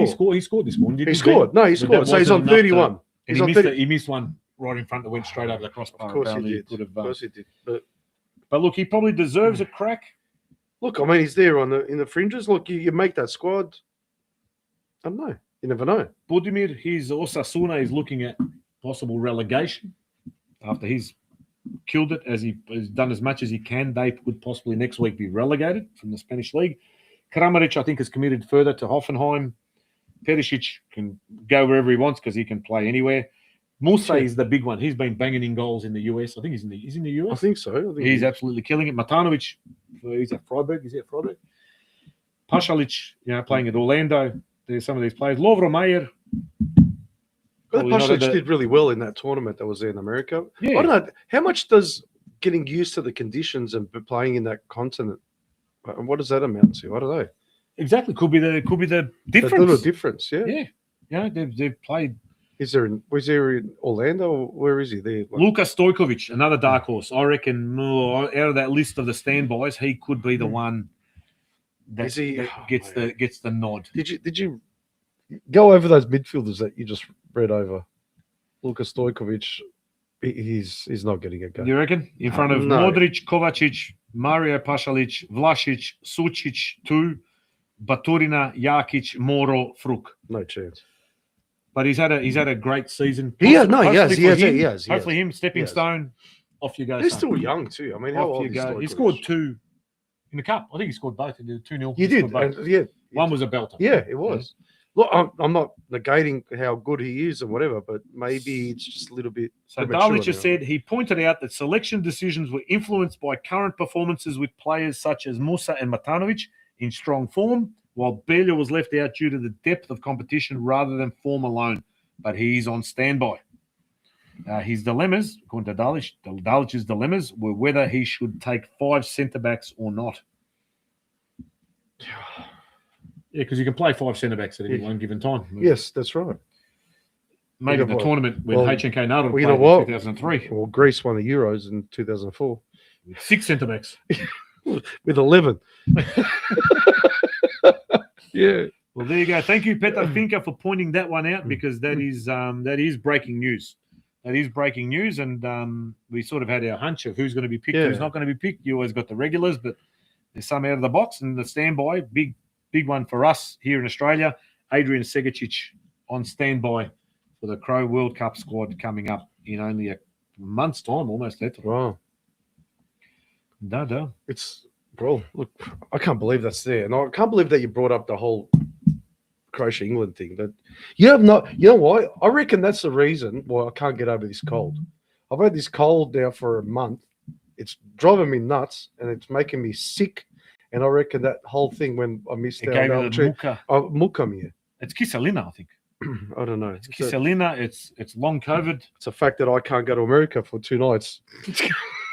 To watch Croatia and England for one day and get the red eye straight back. Yep, that's it. Someone here, the bird has said Smolik, nice top. Is that the current strip? I believe it is. I believe it is the current Gorsuch Bears strip. And also, I was saying because I was watching Dinamo play Green Gully, and I could see. I was pretty sure that was Gorsuch in the background, and definitely it is. Yeah, that was playing on pitch number 2. We have been called the Ray and HG. Croatian Roy. I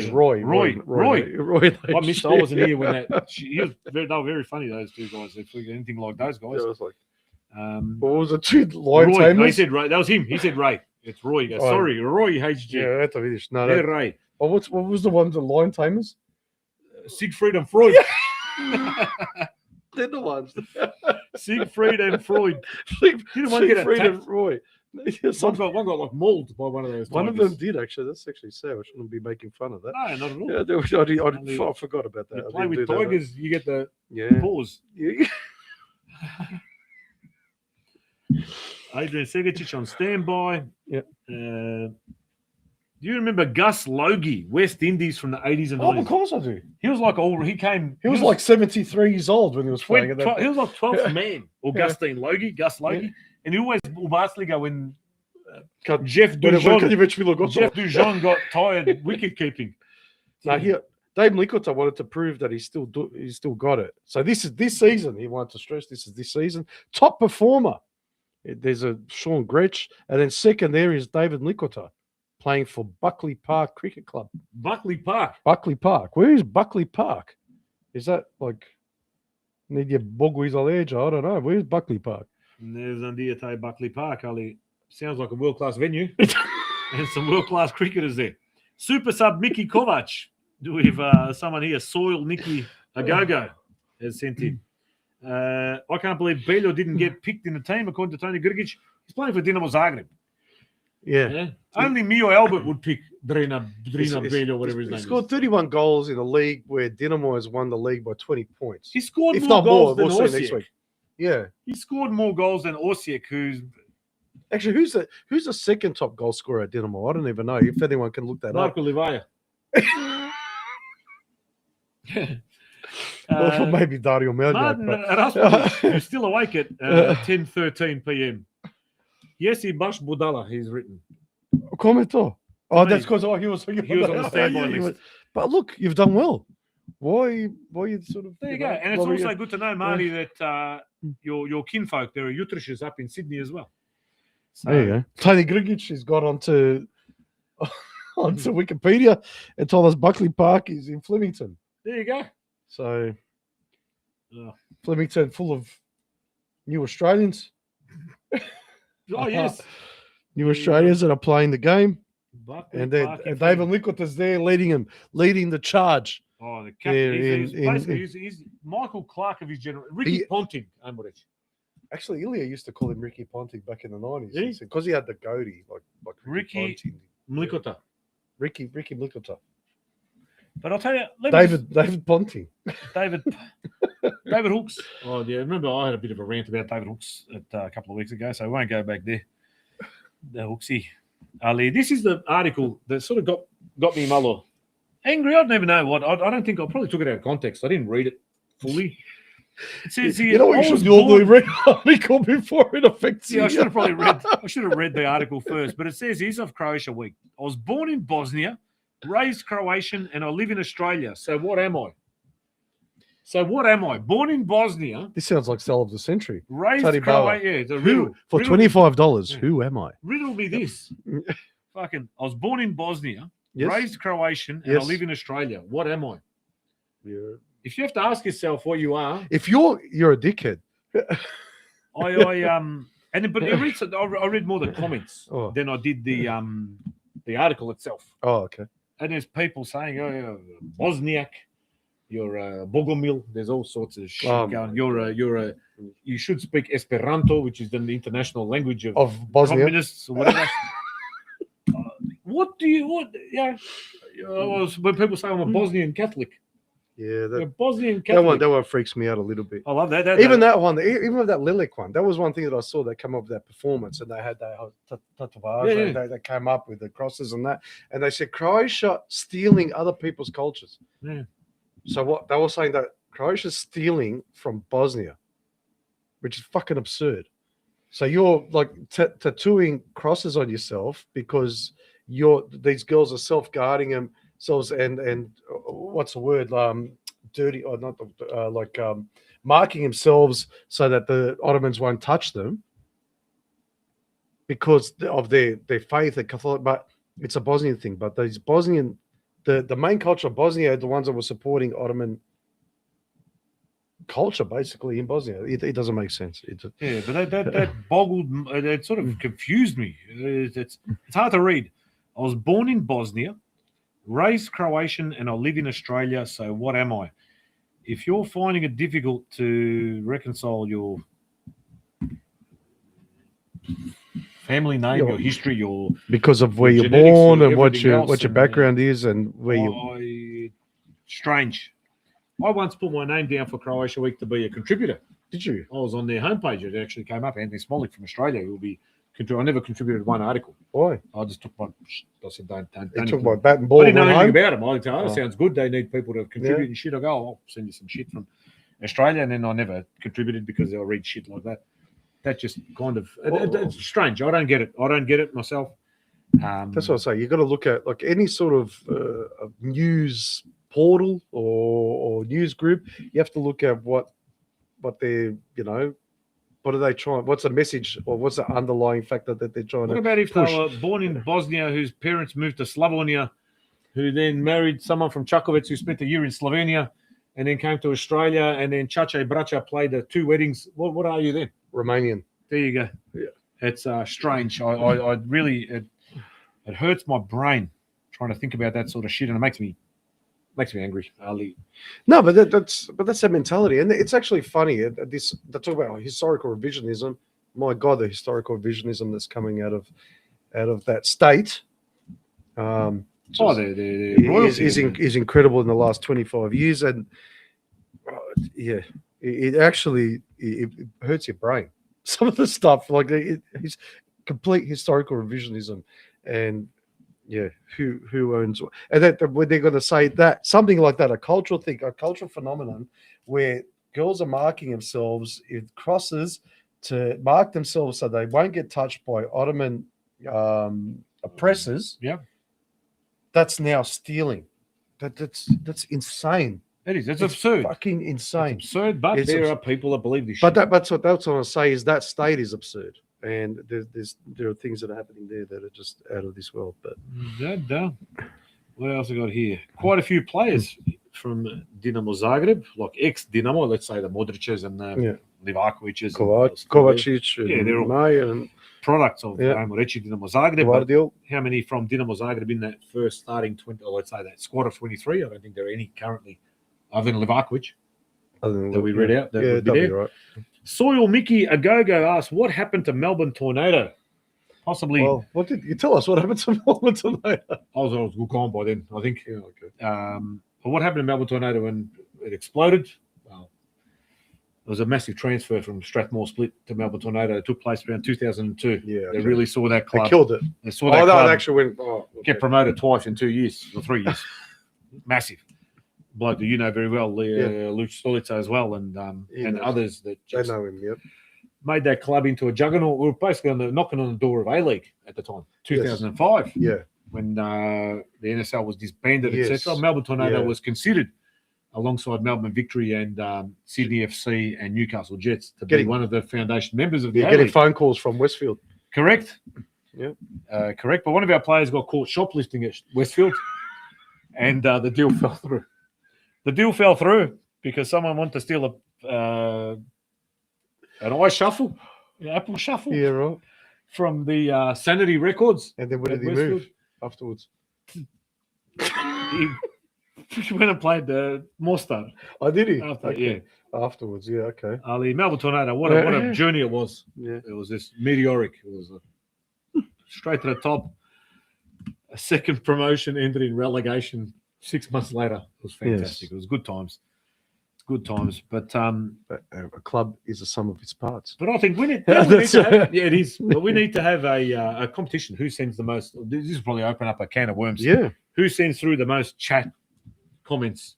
I think tonight's winner will be Roberts Borough. Tonight, definitely. No wonder this war was so fucked, and amazingly we got through it. That is correct, because some of the absurdities that took place in those parts was still to this day. It's still continuing, because the confusion, because that is what Bratstvo did. It threw a bone into the masses. It confused people. It encouraged cultures to merge, fuse, become one, rather than keep their own separate identities. And that's why it became so ugly in the end. We had family members tearing each other apart. Yeah. Nephews fighting uncles and whatever else, all that sort of stuff. Holly, we've preserved ours. We've preserved ours. We have a country we can look back on now and be proud of, the people that defended it and the people outside the country. We spoke about the Croatian Six this evening. Yeah, with the boys from Pavliga as well, and the contribution of the diaspora that made to the preservation of our people and our culture. Much to the chagrin of some of the people that still live over there in the Republic. But exactly. But it is what it is. Ooh, any update on the Croatian bocce team, or Buce, Balote, whatever you want to call it, coming to Australia? Not as yet. I've been doing stretching. Oh, yeah, I've been. Look up. It was a click. But you got the forward, the backspin one. Yes. Oh, no, that's if you do, but you've got to be like a meister. Oh, yeah. Like a technicher to do you got to take that run up, whether it's legal or not, 3/4 of the way down that Zorg, and you got to basically drop it. Correct. No. And then some bloke takes his belt off, measures how far the ball is. And the other ball, Croatia, is it T20 or 2020? T20. T for Tom. Testis. T for Trist. What is the lineup? T for Tristenik. Croatia versus Jersey, Wednesday the 20th of May at 10:30 p.m. Croatia will be playing Jersey right in the World T20 qualifier. Can, The hang on. venue is Can we just stop? The Happy Where the Valley fuck Ground. is Jersey? Isn't that one of those islands? I think like the Orkneys and the No idea. Isle of Man. And the I Isle thought of Wight. Jersey was where like the mafia lived. Oh yeah, the Jersey Shore. Yeah, like, yeah. Jersey, 2 matches, 2 wins with a plus 4.267 average. Croatia, 1 game, 1 loss. Autonomous British Crown dependency located in the English Channel, roughly 14 miles or 22 kilometres off the northwest coast of France. There you Croatia is go. currently sitting 4th in the group. Wow. Jersey on top. France, Cyprus, Croatia, and looks like Switzerland is in 5th. We're 4th on percentage, whatever that means. Cyprus is also without a win after 2 games. France and Jersey are both on 4 points. But I want to see the. Do you know who the first sponsor of the Croatian international national team was? Major Minor. It was. It There was you definitely. go. It was. It was. There That's- you go. Croatian national. Let's get Croatia. Look, I reckon there's a photo I can send you. this. Croatia T20 squad. It came up on Facebook the other day. No, Did it really? Yeah. It was a Crow. I think it was the Crow Cricket Savez Facebook page or Instagram or something like that. There you go. Croatian national cricket team. Here we go. Show more. Let me read out some of the names. Yes. Sagha Menzua. Wow. Where's he from? He was from Lika, moved to Benkovac, moved to Ended up in Valpovo. Konjic, and then went to Valpovo, lived in Čakovec, and then went to Celje, and then back to Zagreb. First drop. Hari Prasad Sathadevi. Yes. Yes. No, he's from Ditsmo. Od starog Satadevija sin. Yes. Third drop. Vedran Žanko. He's that one. No, he's an outside. Of the first 3 names I read, the least Crow would be a Žanko. Take that one, Bobby. Fourth, Alfred Beresford. Yes. Yeah. Fifth, Oliver Tilly. Yes. Tilly, Netili. He's from Travnik. Oliver Igra. Travnik. Sixth, Alan Magdalenic. No, he's Oh, from he's from Birifi. France. He's from Birifi. Number 7, Nikola Davidovic. Yes. Number 8, Petar Bošnjak. Number 9, He's from Zagorje. Number 9, Connor Carroll. Yes. Number 10, Dimitrije Damir Svilicic. Oh yes. He's From Knin. correct. Number, I think it's 11, Rashid Hashmi. Knin. Number 12, oh Jesus, Abhishek Awasi. Benkovac. Number 13, Anthony Razmilic. Good name, Anthony. Solid name. He's Number 14, Javed Richard Newton. Or Javed. Jared. I'm thinking, odmah meni u glavi neki Javed. Jared Richard Newton. Yeah, he's from the Croatian Republic of New Delhi. Next one, Damien Ashley Hall. Then we have, this is a good one. I've got to open this one to proširiti because the whole name doesn't fit. Sir Henry Niers de la Poer. He's a wicketkeeper. Yes. And I knew that even while. Sir Henry Niers de la Poer Beresford Pierce. Imagine that bloke's birth certificate. It'd be like a decker. He's from Villa Luca. Sir Henry Niers de la Poer Beresford Pierce. Yes.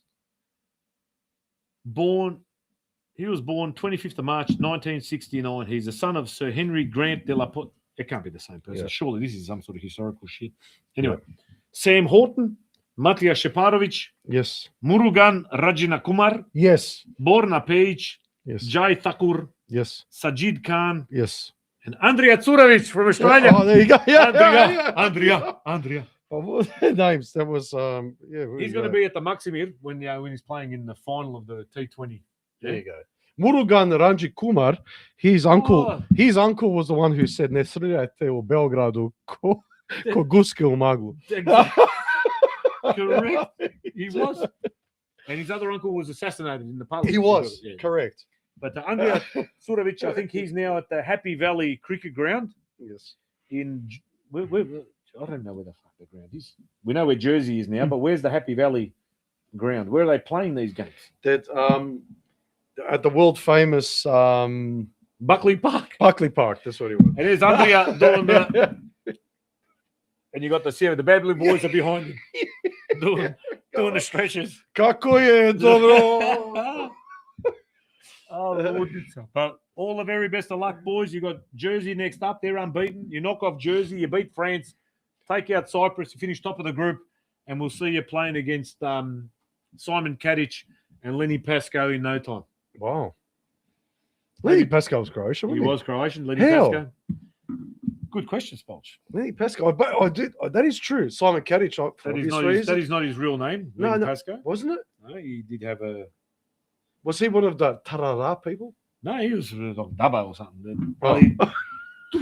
Tu je negdje od nas, iz okolice. Čekaj. No, from Dubbo. Čekaj, dear Len Pascoe. Lenny Pascoe. But yes, no. He had to change his name to be able. Imagine 1970s coming there with Jere Pasic. Len Pascoe, born Leonard Stephen. No, that's not Leonard Stephen Durtanovic. No way. 13 February 1950, former Australian Test cricketer and one-day player. Wow. Born at Bridgetown, Western Australia. Wow. So not that, just near Dubbo. Yeah, around the corner. He was educated at Punchbowl Boys High School in New South Wales, where he was classmate of Jeff Thompson. Yes. Remember him? Yes, I do remember Jeff illegal Thompson. Action. He was a man. I do. I remember. What did you? Yeah, he was. Yeah. Pascoe played in 14 tests and 29 one-day internationals between 1977 and 1982 before he went to World Series cricket under Kerry Packer. Yes. What's his? Is there a personal life thing here? But he had like a massive, like he could hit that ball for 300 meters or something. Like And he could bowl. He was was that the a fast bowler, but he could smack a few. Yeah. Leonard Stephen Durtanovic. And he had to change it to Pascoe. Changed to Pascoe. Just so maybe Chacha be a Paško. Oh, 100%. It would have been a Paško. I'd have liked to have known his dad. Would have been a great bowler. He cooked Krofne in lard too. Croatian. Let's have a look what comes up here. If anyone from WA is still watching, because it's only midday over there, let us know a bit about Len Pascoe and what else you know about him. And then Simon Kadic as well. And Simon Kadic got booted from the team because he grabbed Michael Clark by the neck. Yeah, and he said, "Get away from that, from fucking what's that one? Bloody hell, where are you?" Lara Bingle. That's the one. He told him not to bingle that Lara. Yeah, and but he wouldn't sing the song. He would not sing the song after he goes, "I'm going out to the Logies or whatever with my missus." Yeah, with Gus Logie. And Kadic grabbed him Zavrat. He goes, "Majmune pivaj zadavčute," and that's what happened. And our teammates in New South Wales. There you go. But come on, where's this representatives championship? Where's the cricket? Yeah, a lot of this is what. Have a look at this. You go to the history of Croatians in Western Australia. Yes. Croatiansinwa.com.au. Yes. You cannot scroll enough how much the contribution has been of Crows in Western Australia to sport, to athletics. You make baseball, basketball, lawn bowls. Baseball, hang on. Who made a contribution to baseball in Australia? Tony Mataljan. Okay. All Australian, 1950. Oh, wow. And Doug, his son, all Australian. Yes. Household name. Mataljan's man. He was like Babe Ruth. Yeah. Babe Ruth in Fremantle, basically. They called him the Babe Ruth of Cottesloe. Yeah, they did. In the city of Cockburn. Correct. Lawn bowls. There's you can't even read out. It's 50 names here.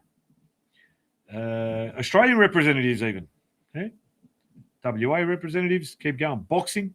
Yes. Cricket. Here we go. Yeah. Well. Len Pascoe, born Durtanovic, born in Bridgetown, played first. Doesn't give us any. Give me something. Yeah, give us facts. Like Simon Kadic, born in Middle Swan. There you go, V Bomber. If you're watching, he's a Swan boy. He is. Tony Mataljan looks like he played lawn bowls and cricket. Yeah, represented his like couldn't done the catwalk. He was like He was like you.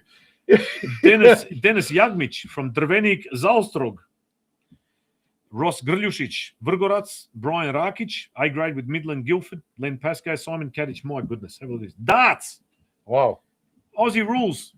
Forget about it. There's about 200 names there. Well, there is actually a lot of names. Here you go. Soccer, netball, horse racing, rowing. Tom Purvan, Vrgorac, Kings Cup row in 1950s. Okay. You know what I mean? This is softball, squash. Yes. What happened to squash? There used to be squash courts everywhere. Everywhere, man. What happened to it? I don't even know. There's one up the road here that I don't even know what's. It's an IGA now. It is a freaking supermarket. It used to be the bloody squash courts. Yeah, I don't know. But Triathlon, I used to trotting. like squash. Did you ever play squash? Yeah, once or twice. Okay. Wrestling, junior sports, and swimming. Matthew Gluchina from Makarska.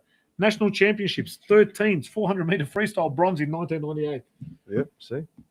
Iruda Jarca ima Ima everywhere. Ima nas svugdje. That is right. Especially tamo... Stephen Mark Wall played for Sydney, Croatia. They often mention it in They their do. interviews. Yeah, they do. I can't get to sleep. Neither can we. Splodge. No. East Indies, Croatian T20 cricket team. A big knockout by Filip Hrgovic, heavyweight. Is he a heavyweight in the boxing? Knocked out some Ingles, which is the usual part of the course, but he's still going. There you go. Put over to the fisticuffs guy, the one with the bare knuckle. Marko yes. Martinjak. He's still going. He's still going. But there was some sort of a thing in Zadar during the weekend as well. FNC, I think it's called. And the two Crows, Rajov and Batur, I believe, both won their respective bouts. And they were at some point or other coached by Rob Modric, who was a guest on our Podrum last year. All these surnames like really prevalent here in Melbourne.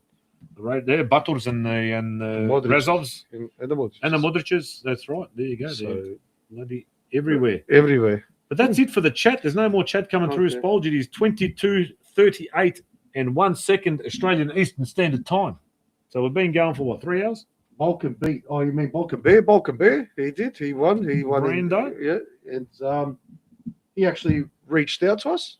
Wants to come back on the show. He does. Wants to talk to the public. Have a chat and do another interview with the boys. And we said, no problema. We will find a time. It'll most likely be pre-recorded maybe during the week due to a fairly hefty training schedule. Because he has to go to sleep at 3:30 in the afternoon. Exactly right, because the sun goes down in Auckland at 4. Yes. Only bad things happen after the sun goes down in Auckland. Oh, man, if you're going to make eggs or you're dead. Yeah. And we're here to crack eggs.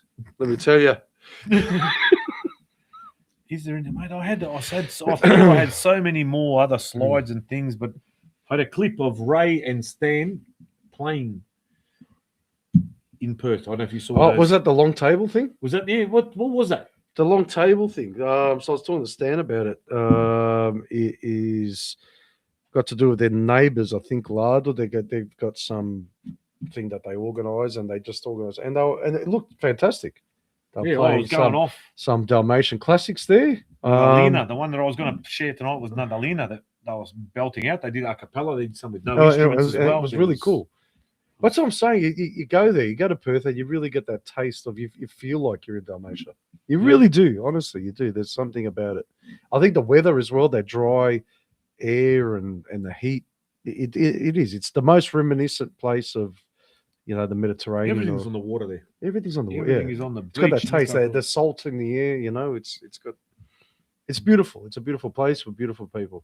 Exactly right, Spolge. But any other final comments before we wrap up? 10:30. We apologise. We couldn't get Ash Hobson. Luckily, we didn't because it's 10:41. So if we got on the show, Ashby, but he's going to come on, and I think the problem is he couldn't make it tonight, and he really wants to come into the pod room, and I think he's watched some of our shows, and I don't know if you've seen any of his uploads on YouTube.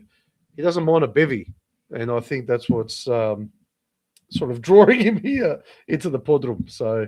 Exactly. Now, I did mention earlier some of the work that's been done to the Quarry Hill Bar down there at Summer Street. Oh, we can't put the photos up? No, not as yet, but not saying that we can't, but the young boys or young bloods in MCF, they'll send us slicker when it's all done. Okay. Oh, so there's more to come. We don't want to preempt anything, but it's looking absolutely fantastic. It really is looking incredible. At the moment, because that's the sort of, you see, Sydney United have done it for a while now. You see their murals and things like that they've got around the ground that really stand out. And now the boys of the MCF, like I said, not only on the terraces with their voices and stuff, but with their hard work now, rolling up their sleeves and just making things But he looks awesome. better. What I've seen Inside there the so bar, far. outside on the colour bond and that, they are doing some great stuff. Get down It's there, have not a look. easy too because it's got those little. No, I you think know, how they ripples do in it there. these days, from what I could see, is I think they've got it's like a projector or something Okay. that projects onto a Z, Yeah, and then they just trace it trace and go Yeah. that way because it's you got to be Charles Village to get some of this because it looks pretty cool. stuff done. I tell you. So you know what? Even before how about you go and see it in real life here on Sunday? This Sunday, 3 o'clock. Well, festivities Is the start at game, 10:30 a.m. If you want to go to Misa. After Misa, go there, go have lunch, plenty to eat. There's going to be hopefully thousands of us there with a Croatian derby. A lot of people coming up from Geelong. Should be a wonderful occasion. I don't think there'll be too much rain. Okay, it's probably not. I think the heat or the warmer weather has gone now for the rest Well, of it's the still season. not cold. Well, it's still not cold. Come up, and let's have a real festival on Friday night as well. Go over to Dandy versus St Albans. I was there a few weeks ago. Fish night, absolutely incredible. Those people really hate a drink over there in Dandenong. So if you hate a drink, go over there as well because you'll need to be driven home. And Sydney United keep killing it. Western Knights keep killing it. Everyone else in the country keep killing it. Thanks for tuning in. Thanks for Pavliga for joining us as well. Exactly. Massive thumbs up. And they've sent us a message privately as well on Instagram. So thanks for telling having us where to go. Thanings for joining us. Thanks for joining us. I hope you joined as well. You joining yourself. Yeah, if you're not joining, I'm couple going more comments, Paul. I seem to keep coming. Dennis Knesri, sorry guys, I have to go. My phone is on 2%. Yeah, well, we're finishing up. And too, I need to Dennis. paint tomorrow. See you all at the Strathmore Nights this week. Someone's asking me, how's the air in the podroom? Pretty good. It's nice, actually. It's not yet. Ivan Jelic spent a few days with Scotty Waters. Remember Scott Waters from the West Coast Eagles? No. It says here in brackets, Ivankovic, ex-Frio, ex-W or West Coast Eagles last week, and he confirmed that the AFL Crow Team of the Century has been discussed amongst the Djakovic and Sumic boys. Wow. So it has reached all the way across the Nullarbor to the west, and there is talk, and obviously people are now interested in. Well, they're arguably our most famous sons over on that side of the continent there. That played that great game of AFL, if that's what you want to call it. That's right. And yeah. And Ivan's also saying, Smolik, time to get your old Knights Army banda back together on the hill. Could be a splinter faction. I think let's leave that to the next generation. It'll be a splinter faction next year. It'll be like, see those European teams where they're fighting amongst each other. You got the Grobbari against the Alcatraz against the this and that. And all of a sudden, no, we'll leave it to the young boys. We'll come and join. No, they're doing a good job, you know. And like I actually spoke to a couple of guys there that do spend a lot of time on that outer, and they're almost leading some of these younger guys who don't know a lot of Croatian, and they don't even understand some of these chants. So they're actually translating some of these chants. Mentoring them. And it's going to go even beyond that. I know one of the guys, like talking to Tonči Župan, actually I talked to him quite in depth there on Friday night, and he had some great ideas for the Hrvatski lovci, and he wants to take it to another level as well. And he wants to mentor some of these kids in maybe some of the finer arts of being, I don't know, old school sort of, I don't know, some of these old school arts like fishing or how to break down a carcass and cut it down. Like if you're hunting, making chobanats, making sausages, making a lot of these things. And just giving like kids, again, we're talking about this new world, like 2026.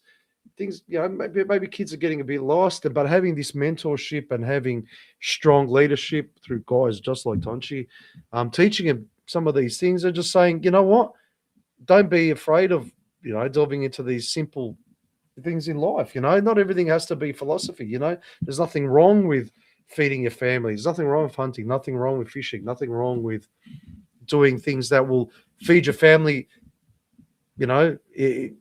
Regardless of what's happening in the world. That's right. You know, if you lose your job or if you do this, you're not going to go hungry. You know, like it's. And I've seen some of those. The masterclass, I think it was at O'Connor Nights, that was possibly put on by Crowfire Food, who's sponsored us or helped us out in the past, where they're doing a masterclass at a Crow club, teaching people how to salt a prshut, how to make exactly. how to do all those And sorts how of things. simple it is. How good is that? How simple it is. He was How talking good about is that? Slanina, how simple a Slanina is. Yeah. It's a 2-day process, and you've got it. And it's quite just a simple little art form. Then you can do it yourself. Yeah. But that's thinking again outside the box. It is. Let's do something that we've done for generations, but do it and bring it out to the new generation in a way that's that they can grasp and understand and carry on. And just coming out and hanging out with other guys like that, and they'll learn the language in that way as well. And they'll learn what a Slanina is. We'll learn, just phrases and bits and pieces of the language and get in touch with their roots, because,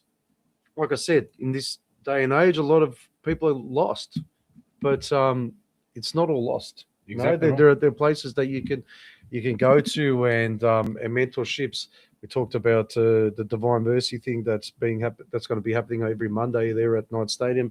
There's places for you to go. So, and then even those masses we talked about at Sunshine, with the youth nights and stuff. There's plenty happening. There is. Get on board. Yep. Because if you turn up, it'll keep happening. Yep. And Absolutely. then you provide new ideas, and you can start. It morphs. Everything. It's a snowball, like everything. We talked about Split very early on. Started off in 1976, and now we're in 2026. It's a snowball. You keep adding. Every generation that comes through keeps adding something new, something better, something smarter, something more streamlined, efficient, or whatever it is. New ideas. That's the only way these clubs survive. You keep doing the same thing over and over again. That's right. Everyone has a different talents. Like how we talked to Pavliga, you're talking about musicians, and they can lead, do their thing and offer whatever they can do in the community. You can talk about people doing a podcast and what they can offer to the community. You can talk about people with financial know-how that can offer, advice to the community. But there's people who know how to make a kobasa, and that can offer something to the community. Everyone's got a talent. And no one's talent is more important than anyone else's. And these little things, they can change your life. Getting in the group like that of the Lovci and learning how to make kobasa, learning how to fish, becoming friends with 2-3 people that could become your kumovi and your friends for life. Exactly right. These are life-changing or possibly life-changing, things. Life's not complicated. It doesn't need to be complicated. Things, technology, media, education, so many things in life complicate life. It doesn't need to be complicated. Life is not complicated. It's easy. We just make it hard. We make it hard. But now Family, friendships, viera, domowina, gotovo. That's it. That's it. Yeah, if you find those things, believe me, you will be satisfied and content in your life. Yeah. You don't need any of this other bullshit. And we're lucky to have clubs that can accommodate these things. But at the end of the day, if that club doesn't have these things, it's just 4 walls and a piece of grass. That's right. Yeah, you can do it anywhere.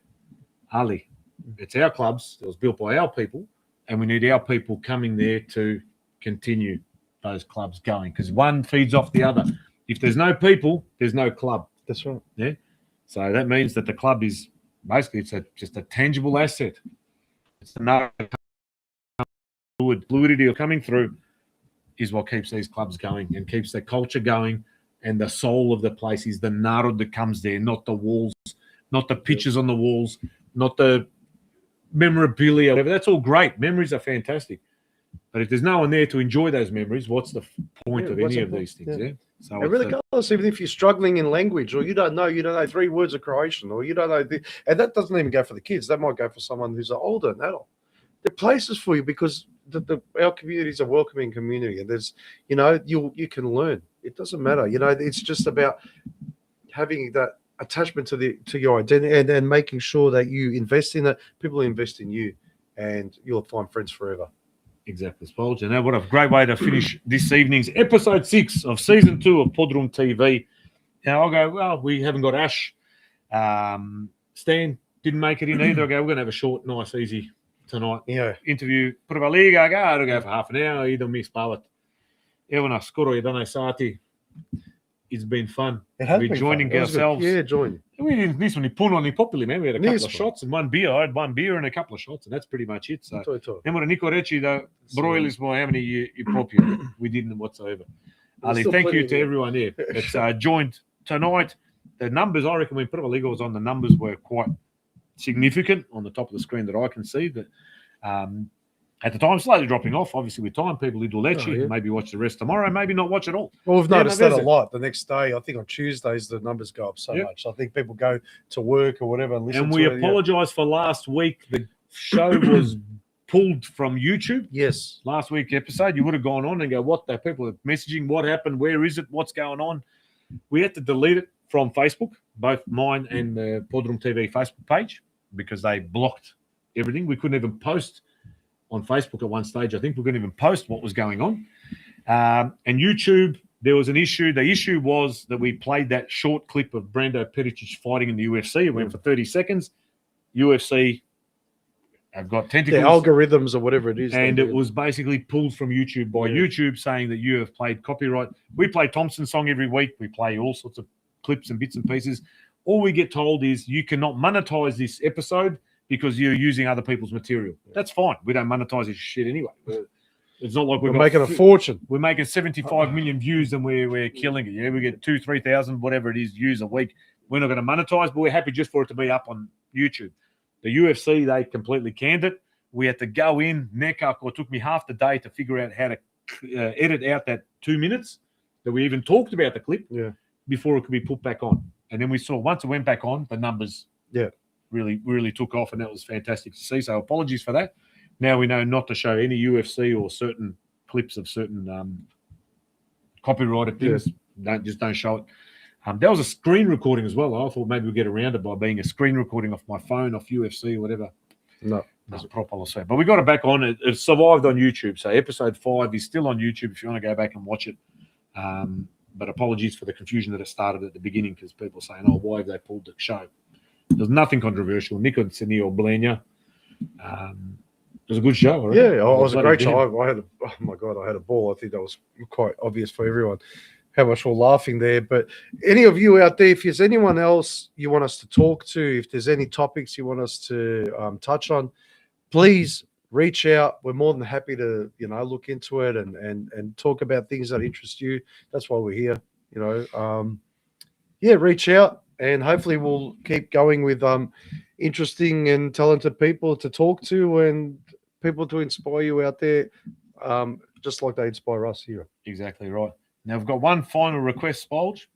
Rob and Anthony, can you sing Zona Dobra Stara Vremena before you finish? Really?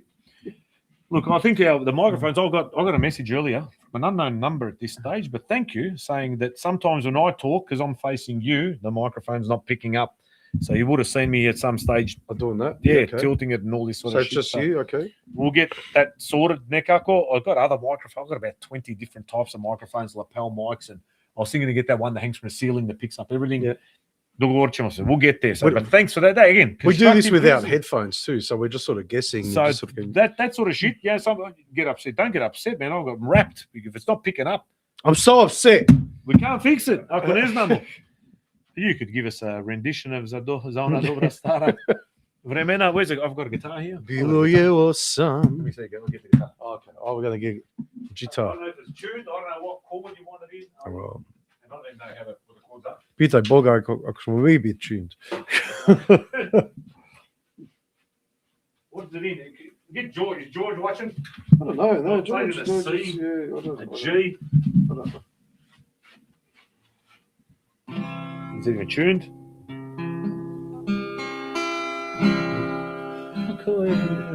We can start with a chorus. Bilo je sam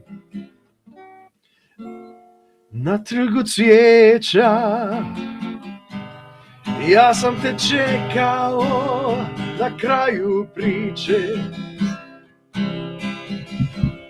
kada si rekla mi nećemo više, odmahno rukom, ma što me se tiče,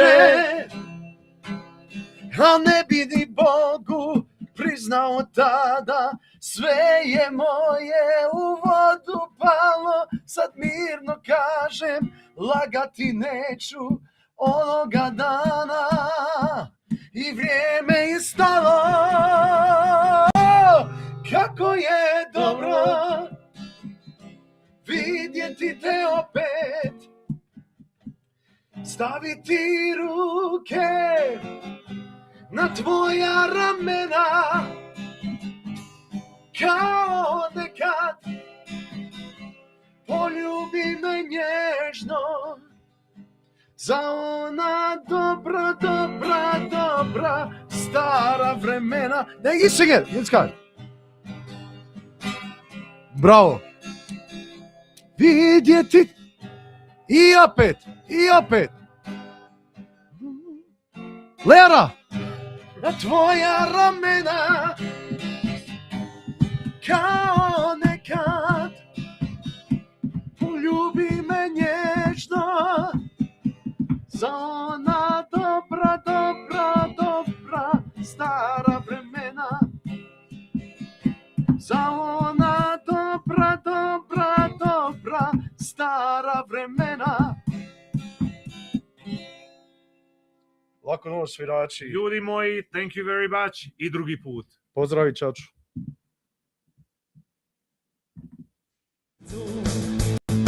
Satavana iz podruma, je rakija, ja me opila. Poligrava, areja, pogledaj karabege, zanimljive, veseli se baja, on viče, daj mi viče. He was the king of the divan, je very dobar song. I am the king of the divan. Satavana iz podruma, je rakija, ja me opila.